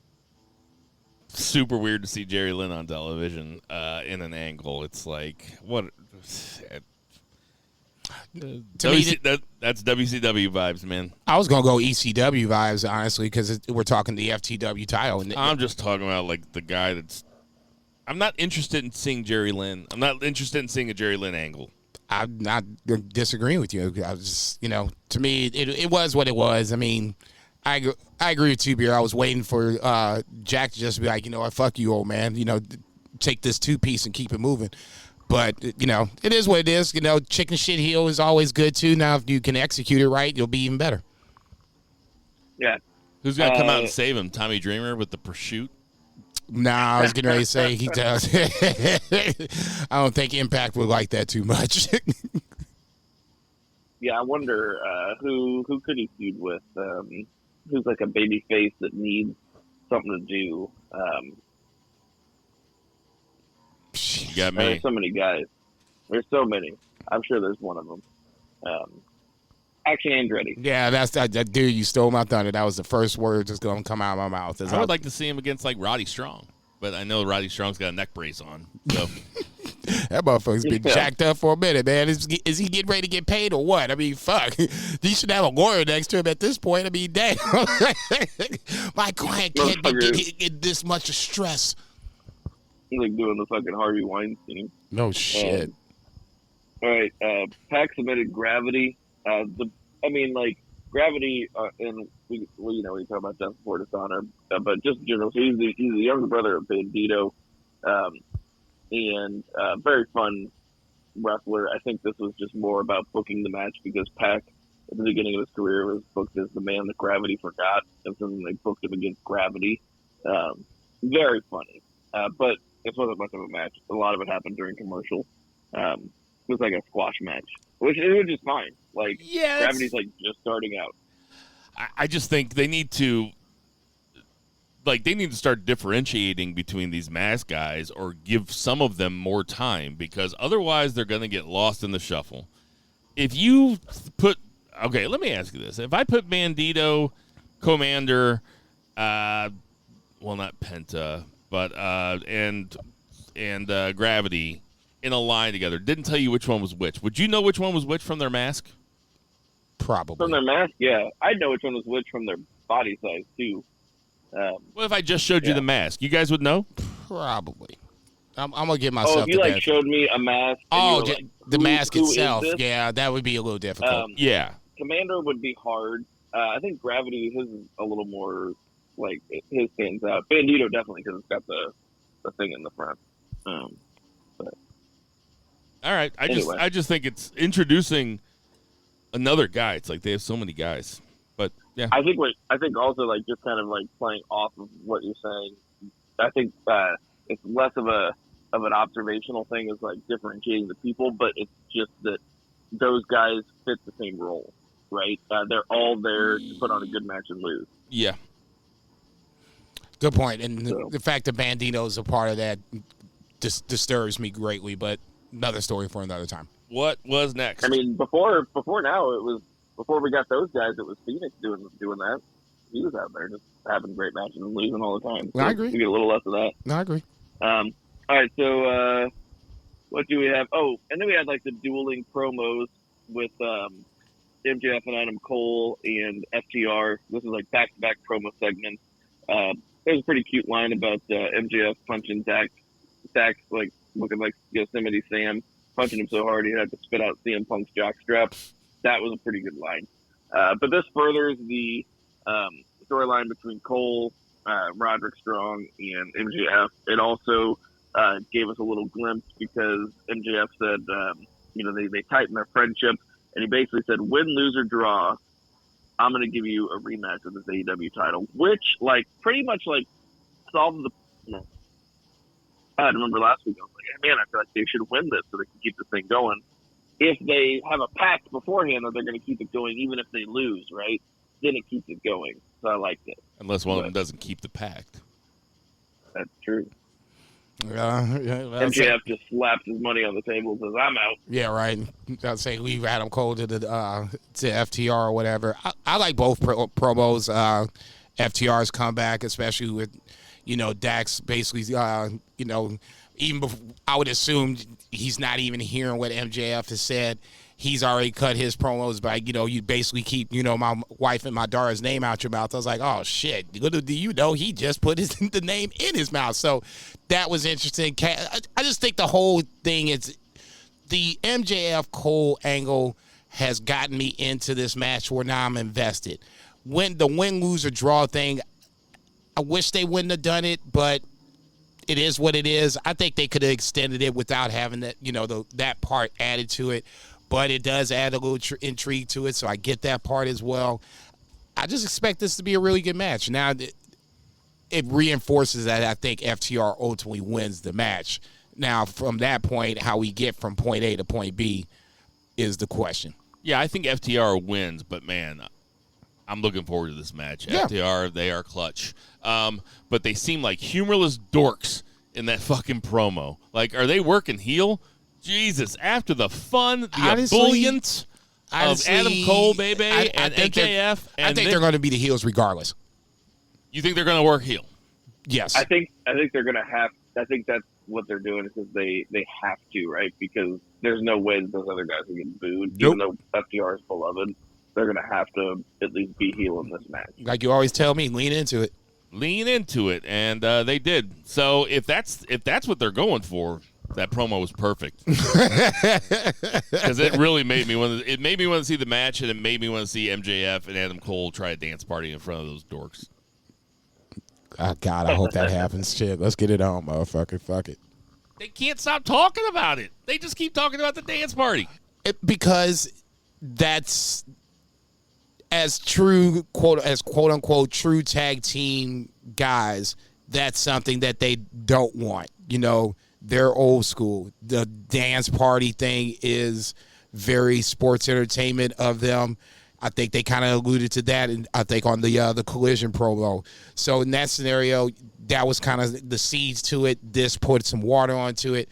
The match itself, I think they'll have no choice. Like Three Beer said, they'll have no choice. They'll have to work heel to make this match work. If they try to work babyface, it's not going to happen. Wherever this match is next Saturday night. This Saturday night, they're going to root for Cole and MJF until something makes them do otherwise. We had Britt Baker submitted Ty Valkyrie. This match didn't start out too good, but it ended up okay.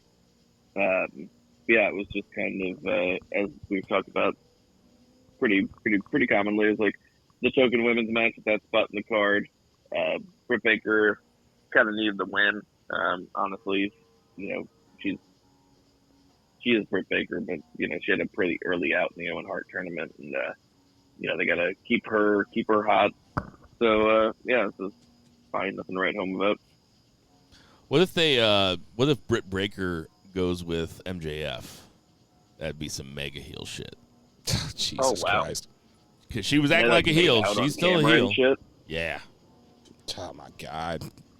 He just fucking cucked. He just cucked the fuck out of Adam Cole. Oh man. MJF dropping like sex tapes. Okay, see, y'all motherfuckers. At least like those old Val Venus ones, like where they get under the covers, right? Like you did with like Corey Reynolds. I was just getting ready to say, y'all motherfuckers, that's the Vince McMahon of you two motherfuckers coming out right there. You said Val Venus. I was like, yep, there you go. Perfect. See, come on. If it happens, I will be absolutely stunned. I just don't see it happening. Val Venus, member of Right to Censor. Oh, Lord have mercy. If there was one modern wrestler to cosplay Val Venus, though, it would 100% be MJF. Yes. Say that again? Yeah. Like, if there was a modern wrestler that you could choose to, like, cast as Val Venus, I would 100% pick MJF. Like, I feel like Velveteen Dream. Okay, dude. See, you ain't shit, motherfucker. Come on. Move along, 3 Beer. Move along. Oh, shit. So there was a triple tag team match, all right? Lucha Brothers, Blackpool Combat Club consisting of Claudio and John Moxley and their best friend. This thing was bonkers from the start. I thought that it was hilarious that they just were 6 guys wrestling outside the ring, and then all of a sudden, like, Moxley decides to go out and stand on the apron and then tag in for like 10 minutes. And then they started a tag match, which they had to do, I guess, because then they had the storyline of Claudio getting the pin, but it was on the wrong guy. No, Trent was pinning Claudio. Trent was pinning Claudio, but Moxley had gone out to fight Orange Cassidy, but it didn't matter that Orange Cassidy was there and fighting Moxley because it was a triple threat, so there were no disqualifications. They made that point, but even the announcers were laughing that they had started doing tags after the crazy main event. But this is all like, continuing a story. The only thing that is kind of confusing is, we just had the tag team eliminator tournament, so we have number 1 contenders for the titles like coming up on Collision. But like this match just led to like a singles triple threat. Like these guys, I feel like should all kind of be in the mix for the AEW titles. So like maybe they're the number 2 contenders. Like they're the ones who are going to wrestle FTR and like the winner would wrestle FTR or Better Than You, baby. So but I feel like right now we're just kind of getting started with booking for All In and All Out, but they've got a lot to do in the next month because they got 2 full pay-per-views, and they're gonna have to book some matches if I'm gonna spend $100 in a week on AEW wrestling. You tell them, 3 Beer. All right. Anything else about AEW? Yeah, I agree with 3 Beer on this. When the triple threat singles match for next week was a weird booking. I'm assuming, like 3 Beer said, this is going to be some sort of all in, all out match, one or the other. Rumor has it Will Ospreay is going to be on the Wembley show going against Chris Jericho, so take that for what it's worth. But yeah, the match itself was entertaining. Just the post-match shenanigans and the schmazes and just Jesus Christ. Okay, we get it. They were going back to their roots. Outside of that, no, I was about to say, I thought AEW was solid. I thought it was surprising. I mean, Orange Cassidy was whooping that ass outside the ring when they went off the air. Yes. I mean, they were really making Orange Cassidy look fucking strong. Oh, okay, there's your takeaway, if anything, that Orange Cassidy is now, I think, a true main event player, especially if he was knocking out Claudio and shit with orange punches. Right. If you're going to have him crossing paths with these guys, then it's on. Just with the addition of him, even though we didn't necessarily need it, with the addition of AR Fox to the Mogul Embassy, like I started actually thinking about the Mogul Embassy, and I was like, this is like a pretty strong faction. Like Prince Nano's kind of goofy, but like he's been around a while doing this thing. But like those Samoan dudes, like we saw, we'll talk about the ROH pay-per-view, I guess, even briefly, but like Khan and Toy Leona, they're awesome. They were awesome in that They were awesome in that Royal Rampage match too. Mm-hmm. Yeah, like this is like shaping up to be a really legit faction. Totally agree. Jokes on me, I guess, because I thought this motherfucker was going to go south. Now, all of a sudden, you had Brian Cage, Swerve. Swerve's the man. AR Fox. If God forbid, Big Bill falls in line, this is now, it would be quietly one of my favorite factions, especially if they bounce. Yeah, it's like they're kind of leaning into the Big Bill, Brian Cage tag team, too. Yeah. They would be. That's a lot. That's some big meaty men, dude. Okay, so yeah, in that scenario, it'll be at least fun to see what they can do with them, because that would be what the Pinnacle should have been, or any other fill in the blanks faction that they could have had and they didn't do. All right, we could talk about this all night, but we gotta keep it moving. Let's get to that 3 count. 1, 2, 3.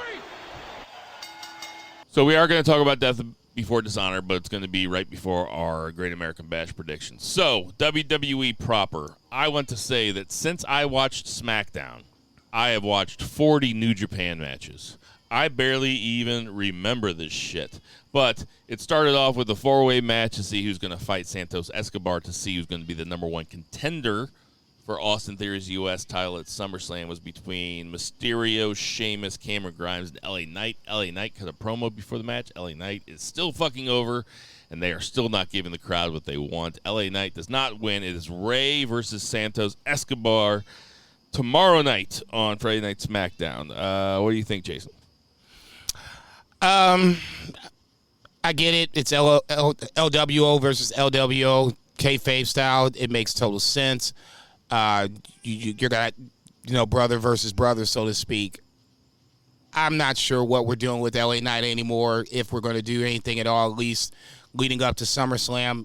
Maybe if Theory retains, depending on who the opponent is, maybe that's when they pull the trigger. But it's like you said, and I can agree with it. You got to strike sometimes when the iron is hot, and LA Knight is hot. So we'll see what happens. I'm not going to give up hope. I think he'll ultimately be the U.S. champion. It's just not when I want it to be. So, like I said, we'll see what happens. Zach?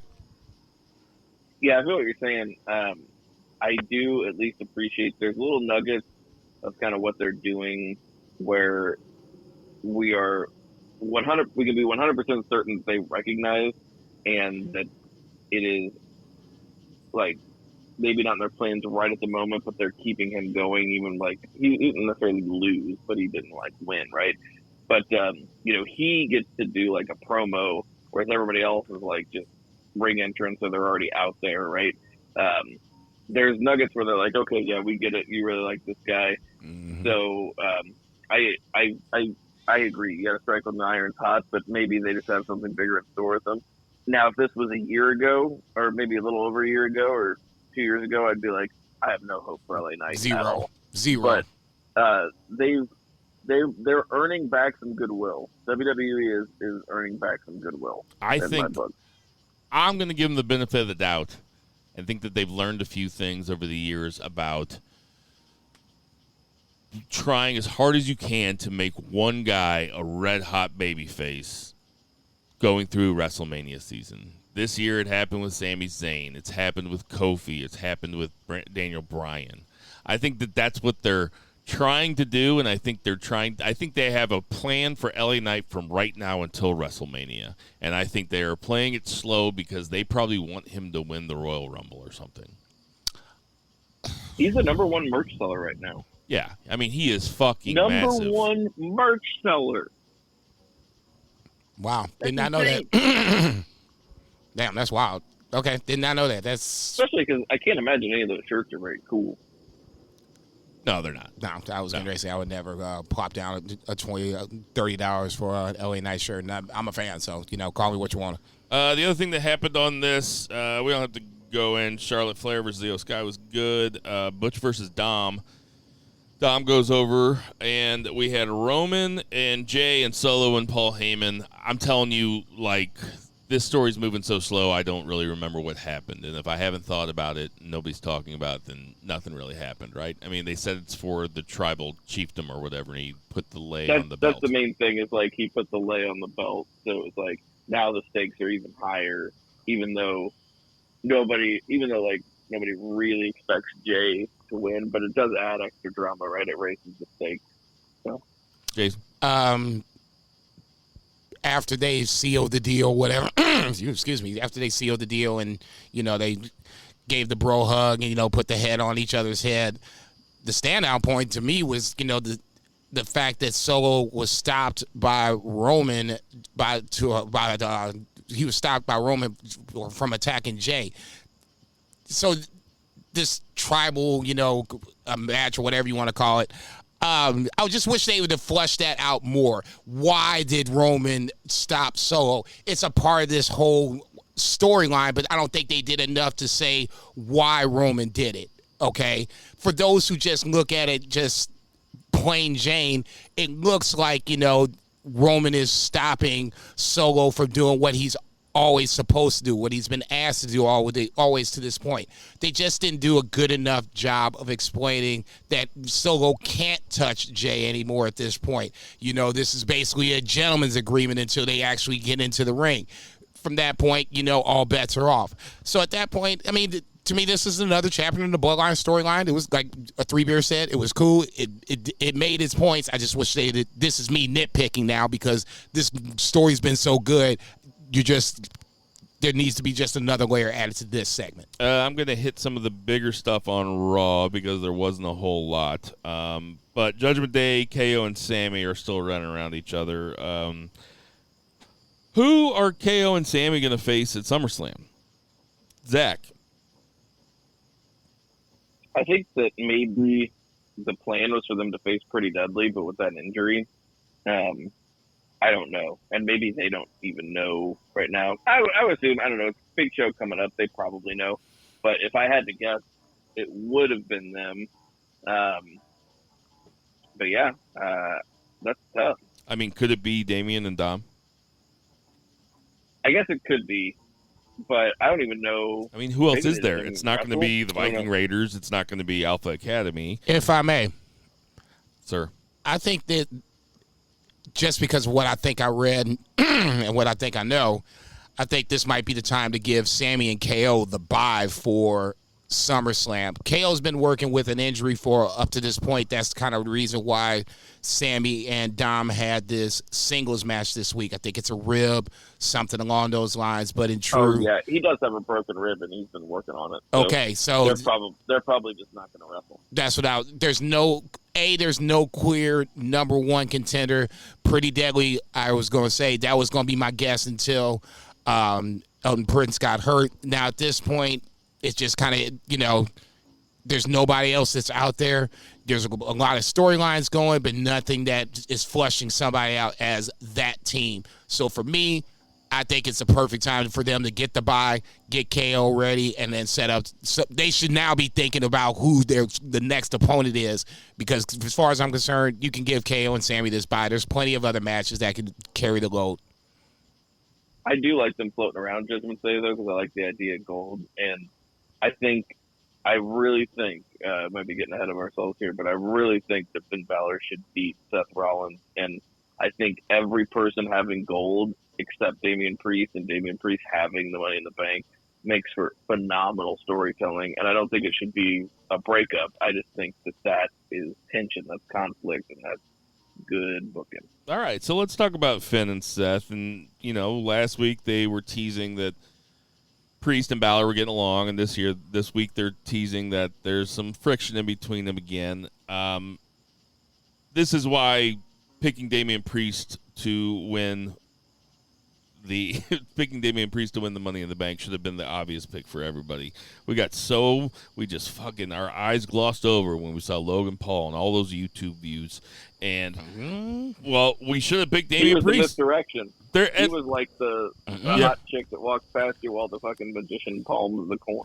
But they are doing, the way that they're doing this is perfect. This is what I want out of a Money in the Bank. Like, give me a reason to watch one of their segments, Give me a reason to watch anytime the champ is out there and the champ might get beat up, because I might miss Damian Priest cashing in. Like, really make it a surprise. This is fun. I'm not going to disagree that it's not intrigue. I don't know. I would be. Do you not see Damian Priest as a champion? No, I'm not saying that at all. So you do? Yeah, totally. I could. in a scenario where he takes advantage in true heel fashion with Money in the Bank, he takes advantage of whoever the champion is, Seth or Finn, and wins the match. That's how I see it. It can easily happen. Totally. Zach, do you see him as champion? Absolutely. I think that even if it's not soon, I think that he absolutely has like earned that, and I think he's got the gravitas, and yeah, I don't see him as like a long-term champion or anything, but I see him as one. We will have SummerSlam predictions next week. SummerSlam is on a Saturday this year.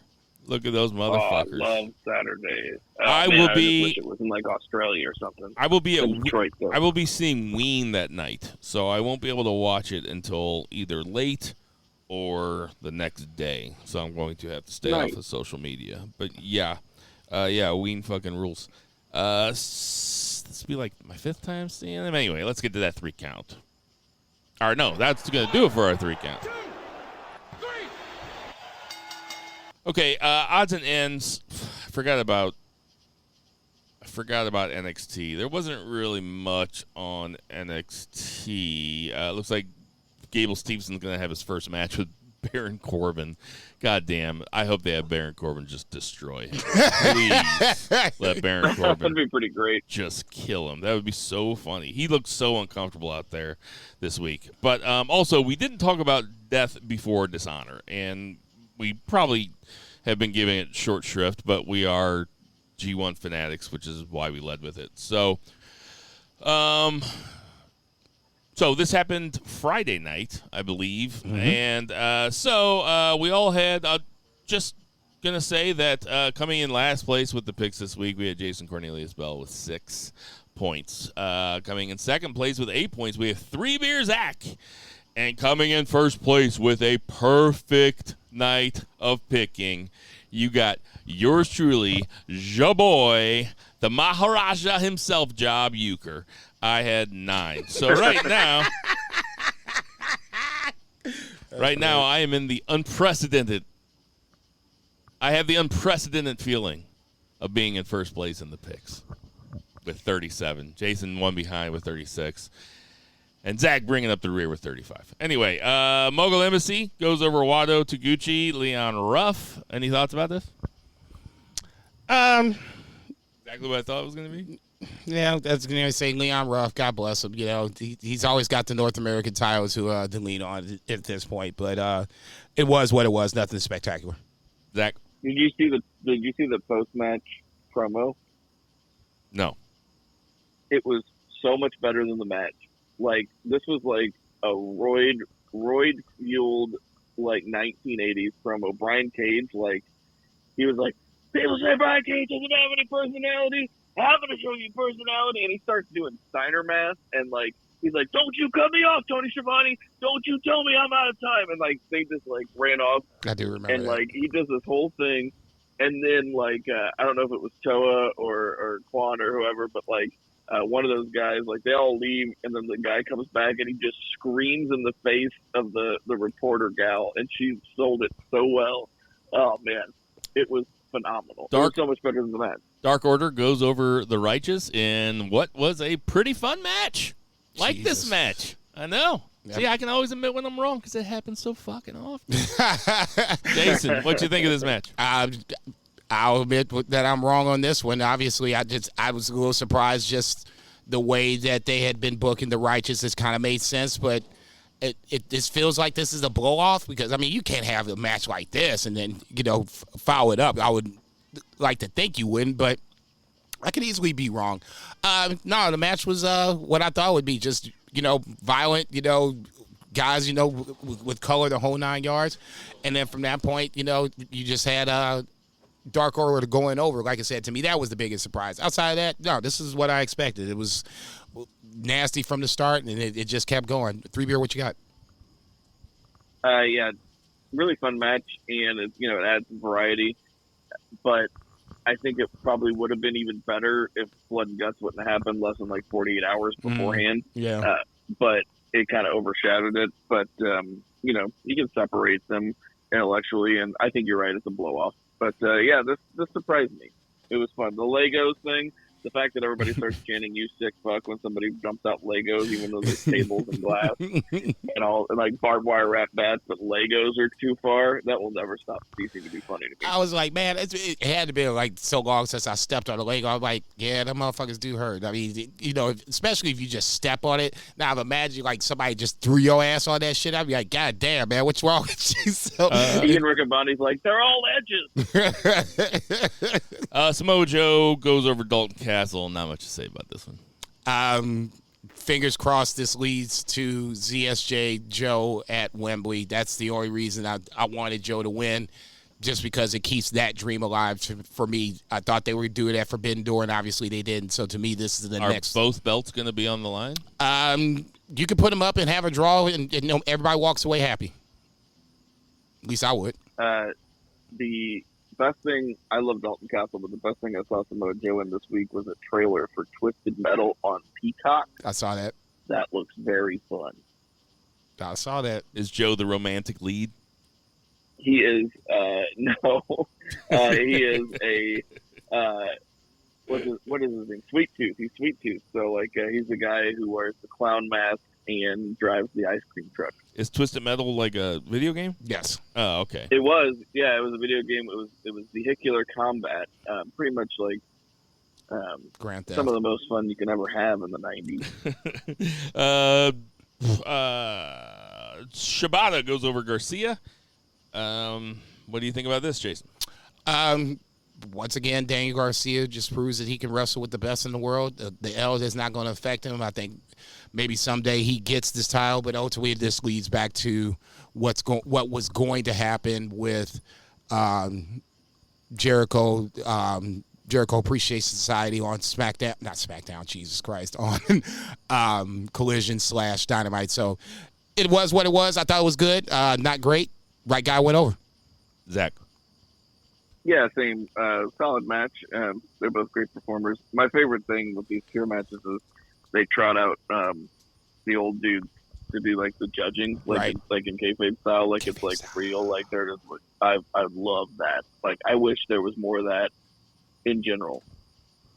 Just like judging, like fake judging. It's all fake anyway. We had Aussie Open goes over the Lucha Brothers, the Kingdom, and Best Friends. To Did me and you have that? Yeah, me and you had that. Jason had him in second. So, this match was fucking chaos. Very fun. What you think of it, Zach?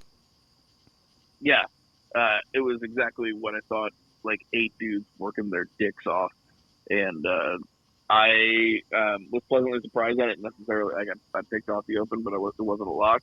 I think any of us could have been right with that, but it was good. Very fun. Jason. For me personally, it just reaffirms or reestablishes Aussie Open as my tag team of the year. You're just not going to be able to tell me otherwise at this point. Their matches are going to be good, dare I say great, depending on the opponent.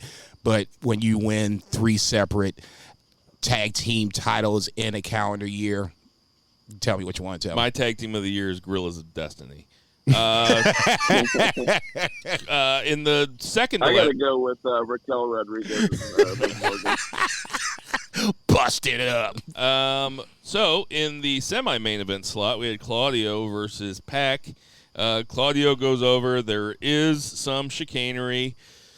Wheeler Yuta comes down, distracts Pac, Claudio, and then the schmaz happens, like we talked about earlier. What you think about this, Jason? Little brother comes out, does what he's supposed to do.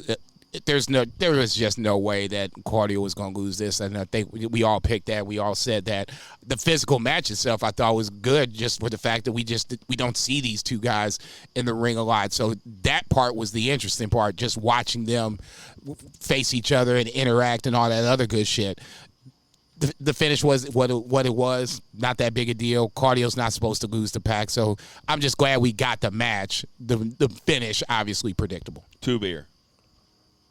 Yeah, the match was fun, but dude, I saw this finish twice on fucking Raw. Yeah, I mean, what else can you say? Like, I would love to see a match between those two guys where there was some intrigue, where, like, they had built up to this match rather than being the unfortunate circumstance of Mark Briscoe's injury. Were you surprised, Zach, when you found out that Athena Willow Nightingale was going to be the main event? I was surprised, and I didn't realize it until I was watching it. And then I saw, Claudio and Pac come out, and I'm like, well, what the fuck? Because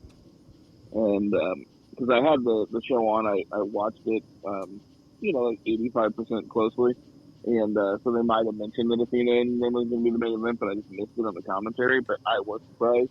But they worked their asses off, man. This was, I don't know if it was the best Athena match I've seen. Like, she had a couple of real bangers, like main events and NXT, but it might have been the best Athena match I've seen. It was that good. And it was definitely the best Willow Nightingale match I've seen. They were kicking out of each other's finishers, and the crowd was really behind this match, and that was something that I was really happy for them, and just in general, like I was talking about that Ignition crowd versus like the Collision one, because man, they really got the crowd going in this, and like, yeah, props to them, and Athena, eked it out. What you think, Jason?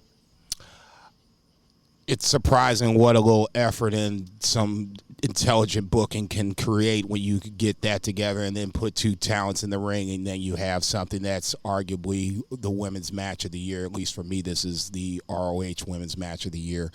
A little I love how you qualified that. Well, I mean, good. I say Stardom's halfway through, man. We got some bangers coming up. Because it doesn't touch the Stardom stuff. That's why it's funny to me. Hey, good. The Rhea Charlotte match is the women's match of the year. Okay, that match. Stardom's gonna come up with something. For me, I'm gonna at least quantify it. And this match could easily be match of the year, Willow and Athena, because I thought it was that damn good. I'll just say this. This was the best women's match to happen on a Friday night. That too. If TK is even remotely interested, this was the product of that being interested. It's just not consistent enough. And that's where I think ultimately is my biggest gripe against Tony. They put the sign up on Wednesday night, book the women's division better. Thank you. Somebody else feels me on that too. And then they showed it. I was like, fucking A right. I'm like, damn, Skippy. That's the shit. This is the product of what you can do when you put some effort into it. I thought them showing that sign was them saying, we hear you. That's kind of what I think it was. I thought it was a pure accident, but I like that idea that we hear you. So I said this before, the people love Willow Nightingale, and we give Tony Khan a lot of grief for not highlighting the women's division. Willow Nightingale has had a really great couple months. Now, some of that was because Mercedes got hurt, but she did the best job she could with it. I thought that she did really well, and I'm a fan. This was a good match.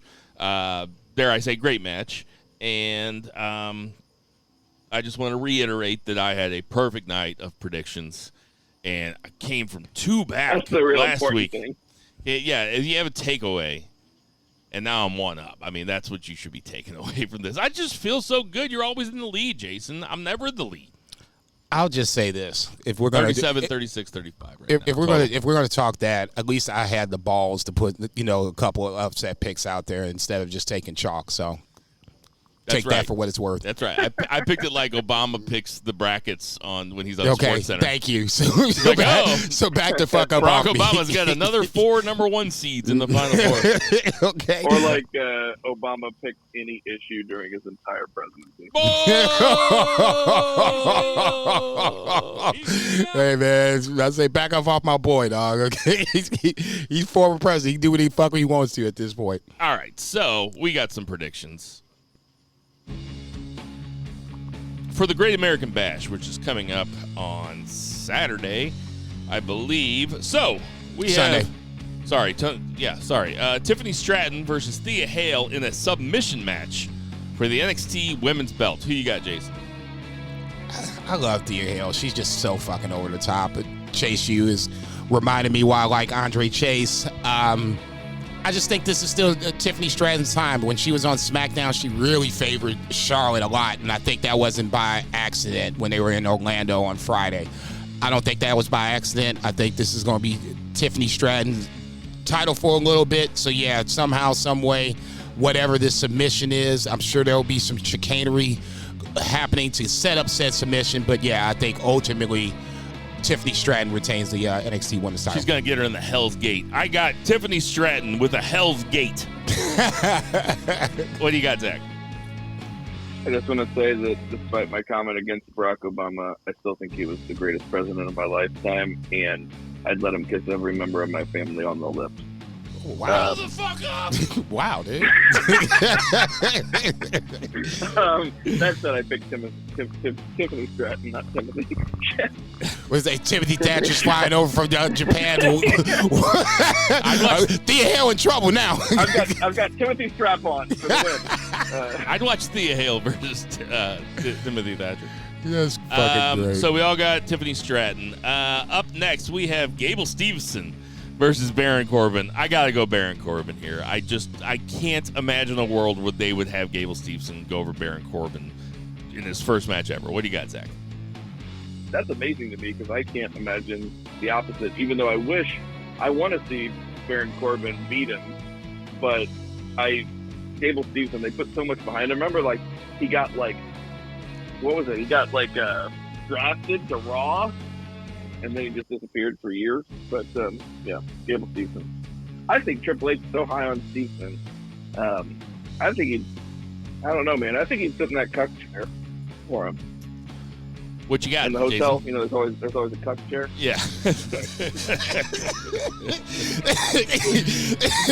We were trying to know, boy, by a stretch of imagination. That's funny shit. Corbin, I think, is there to help Gable Steveson along from point A to point B. I agree with you here on this one. That's the tiebreaker, I guess. It would be hard for me to see Gable Steveson lose this match. Baron Corbin is the right guy for him to face because Baron Corbin is going to take care of him and make him look good and sell his moves. Corbin is not Teflon, but he can take this L and they can move it along to where Baron Corbin takes the next match, and then it becomes a trifecta of matches. So you're taking Gable Steveson? Yes. Oh, that is surprising to me. Baron Corbin retired Kurt Angle. Look. The last man to pin Roman Reigns. Last man to pin Roman Reigns. Right? Gable Steveson is not ready for television. I think it's weird this match is happening.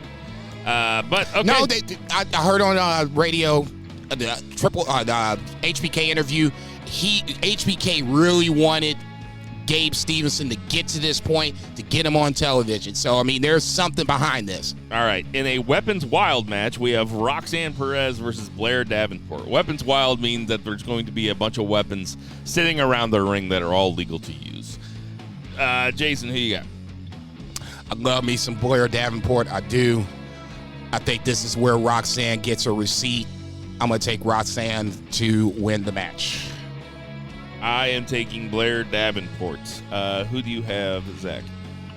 Oh, I'm still with Jason here. We're going to be stomping all over that lead with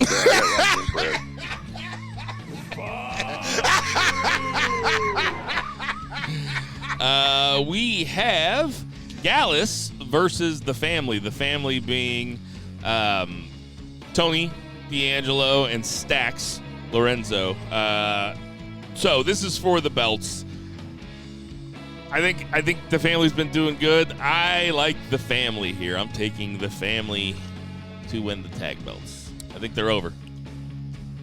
Jason. I agree. You don't have Tony D'Angelo out this long and not have some sort of capitalization on his stacks. I haven't watched it that long, but he feels like he's a hot, sidekick to Tony. They fit well together. Their tag team match on NXT was good. Gallus is going to be fine. I think this is just a scenario where they take the Creed brothers out. You put the tag titles on the babyface team. There's plenty of heel tag teams for them to face. So, yeah, I agree with you. I'm going with the family as well. Zach, did you know that Stax actually won a match that got Tony D released from prison? Yeah, it kills me. I love how HBK. campy NXT is. Yeah, I love know. it. Yeah. Who you got, Zach? I think it's time. Gallus, I like Gallus. I actually watched NXT UK. I was one of the 16,000 people in the world that ever watched that show. But it was good, and Gallus is good, but it is time to move on, and the family is, entertaining. Let's get them some shine. All right, so we all got the family. Up next, we have Dominic Mysterio versus Wesley versus Mustafa Ali for the North American belt in a triple threat match. Zach, I'm going to let you go first. All right, least likely, Mustafa Ali. That is unfortunate, but he's got to be the most talented, underutilized guy around these days. But he just can't find his niche. He can't find his place in WWE, unfortunately, but big fan of him. But he's the least likely here. Then I'm going to go Wesley because taking the title off Dominic Mysterio. Dude, Dominic Mysterio, if Roman Reigns didn't exist, Dominic Mysterio would be the hottest heel in the company. I love it. Jason, who you got? God damn. Very similar, but we're going to switch the orders. I'm going Wesley, least likely. I think he has kind of outgrown the North American Championship. I could see easily him and Carmelo in a program down the line. If Dragunov wins, I can see that as well. Mid, I'm going Mustafa Ali. I thought he was set to win the North American title before my boy, the notorious DOM, decided to swoop on in and snatch it up. So I'm going to take him in 2. And then obviously number 1, I'm going to take the notorious DOM to retain the North American title. And then, so I got the exact same that Jason does. I like Ali more than Wesley to win because I think that if Dom loses, then they can just continue to tell the story of a guy that was in the main roster that's a heel that Wesley can chase. He can chase Ali. So that's why I like that more. I think that Dom retains, though, just because it's too much fun having the belt on him. Hell yeah. So let that man cook. And then last, for the NXT Heavyweight Championship, we have Carmelo Hayes versus Ilja Dragunov. Jason, I think it's your turn to go first. This is intriguing. The last final segment on NXT definitely made me look at Dragunov as a more of a legitimate, credible threat, and I think he wasn't to begin with. I'm just going to stick with Carmelo Hayes to retain. Not the time just yet. It would not surprise me in the stretch that if Dragunov won this, it wouldn't surprise me in the least, but Carmelo's the hot hand right now, so I'm going to stick with the hot hand. Zach, who you got? I had Carmelo. Really like Dragunov, but he's just not the kind of guy to like carry a brand. At least this brand. NXT is like on the kind of upswing. I think a lot of people are getting behind it. I think Dom's helping, but I think just getting more eyeballs on the product and stuff. I feel like you just need charisma is almost more important. Just like on the main roster, charisma is almost more important than ring. Not that Carmelo Hayes is a slouch, but I just feel like it's to keep Carmelo Hayes going here. It definitely is like a sillier brand, and they are like coalescing, and it's becoming like a real show. And it's been that way for a little while now. Supposedly on the same interview, HBK said that the numbers were up. I say key demo numbers are up. So I mean, I'll tell you what, I'm going to watch the fuck out of this pay-per-view. Yeah, it's definitely going to be a nice little change of pace on a Sunday night when I'd usually watch something, but it's not WWE related, especially now when they've gone to Saturdays with their bigger shows. So yeah, it'll be interesting to see how this thing plays out. There's a couple matches I'm really looking forward to. The women's match, obviously the title match. It should be interesting. I got Dragunov, and here's the reason why. They had Carmelo Hayes and Trick Williams kind of like brush past Bobby Lashley, and Bobby Lashley is trying to get this faction put together, right? Stop the tape. When did this happen? I forget. Was this on SmackDown? Probably. Okay, yeah. Okay, it was on SmackDown. Okay, fair enough. Go ahead and finish. I mean, if Lashley's talking to the Street Profits and he's talking to Carmelo Hayes and Trick Williams, maybe he's trying to put together Hurt Business New Order style. Hurt Business 2, The Secret of the Ooze. I think they need a token white guy like Chad Gable in there. Man, that is a really good idea. Motherfucker, this ain't the Nation of Domination. Back up. The Bloodline had a token white guy for a while. That worked out. Like Chad Gable comes out and he says, "Enough is enough, and it's time for a change."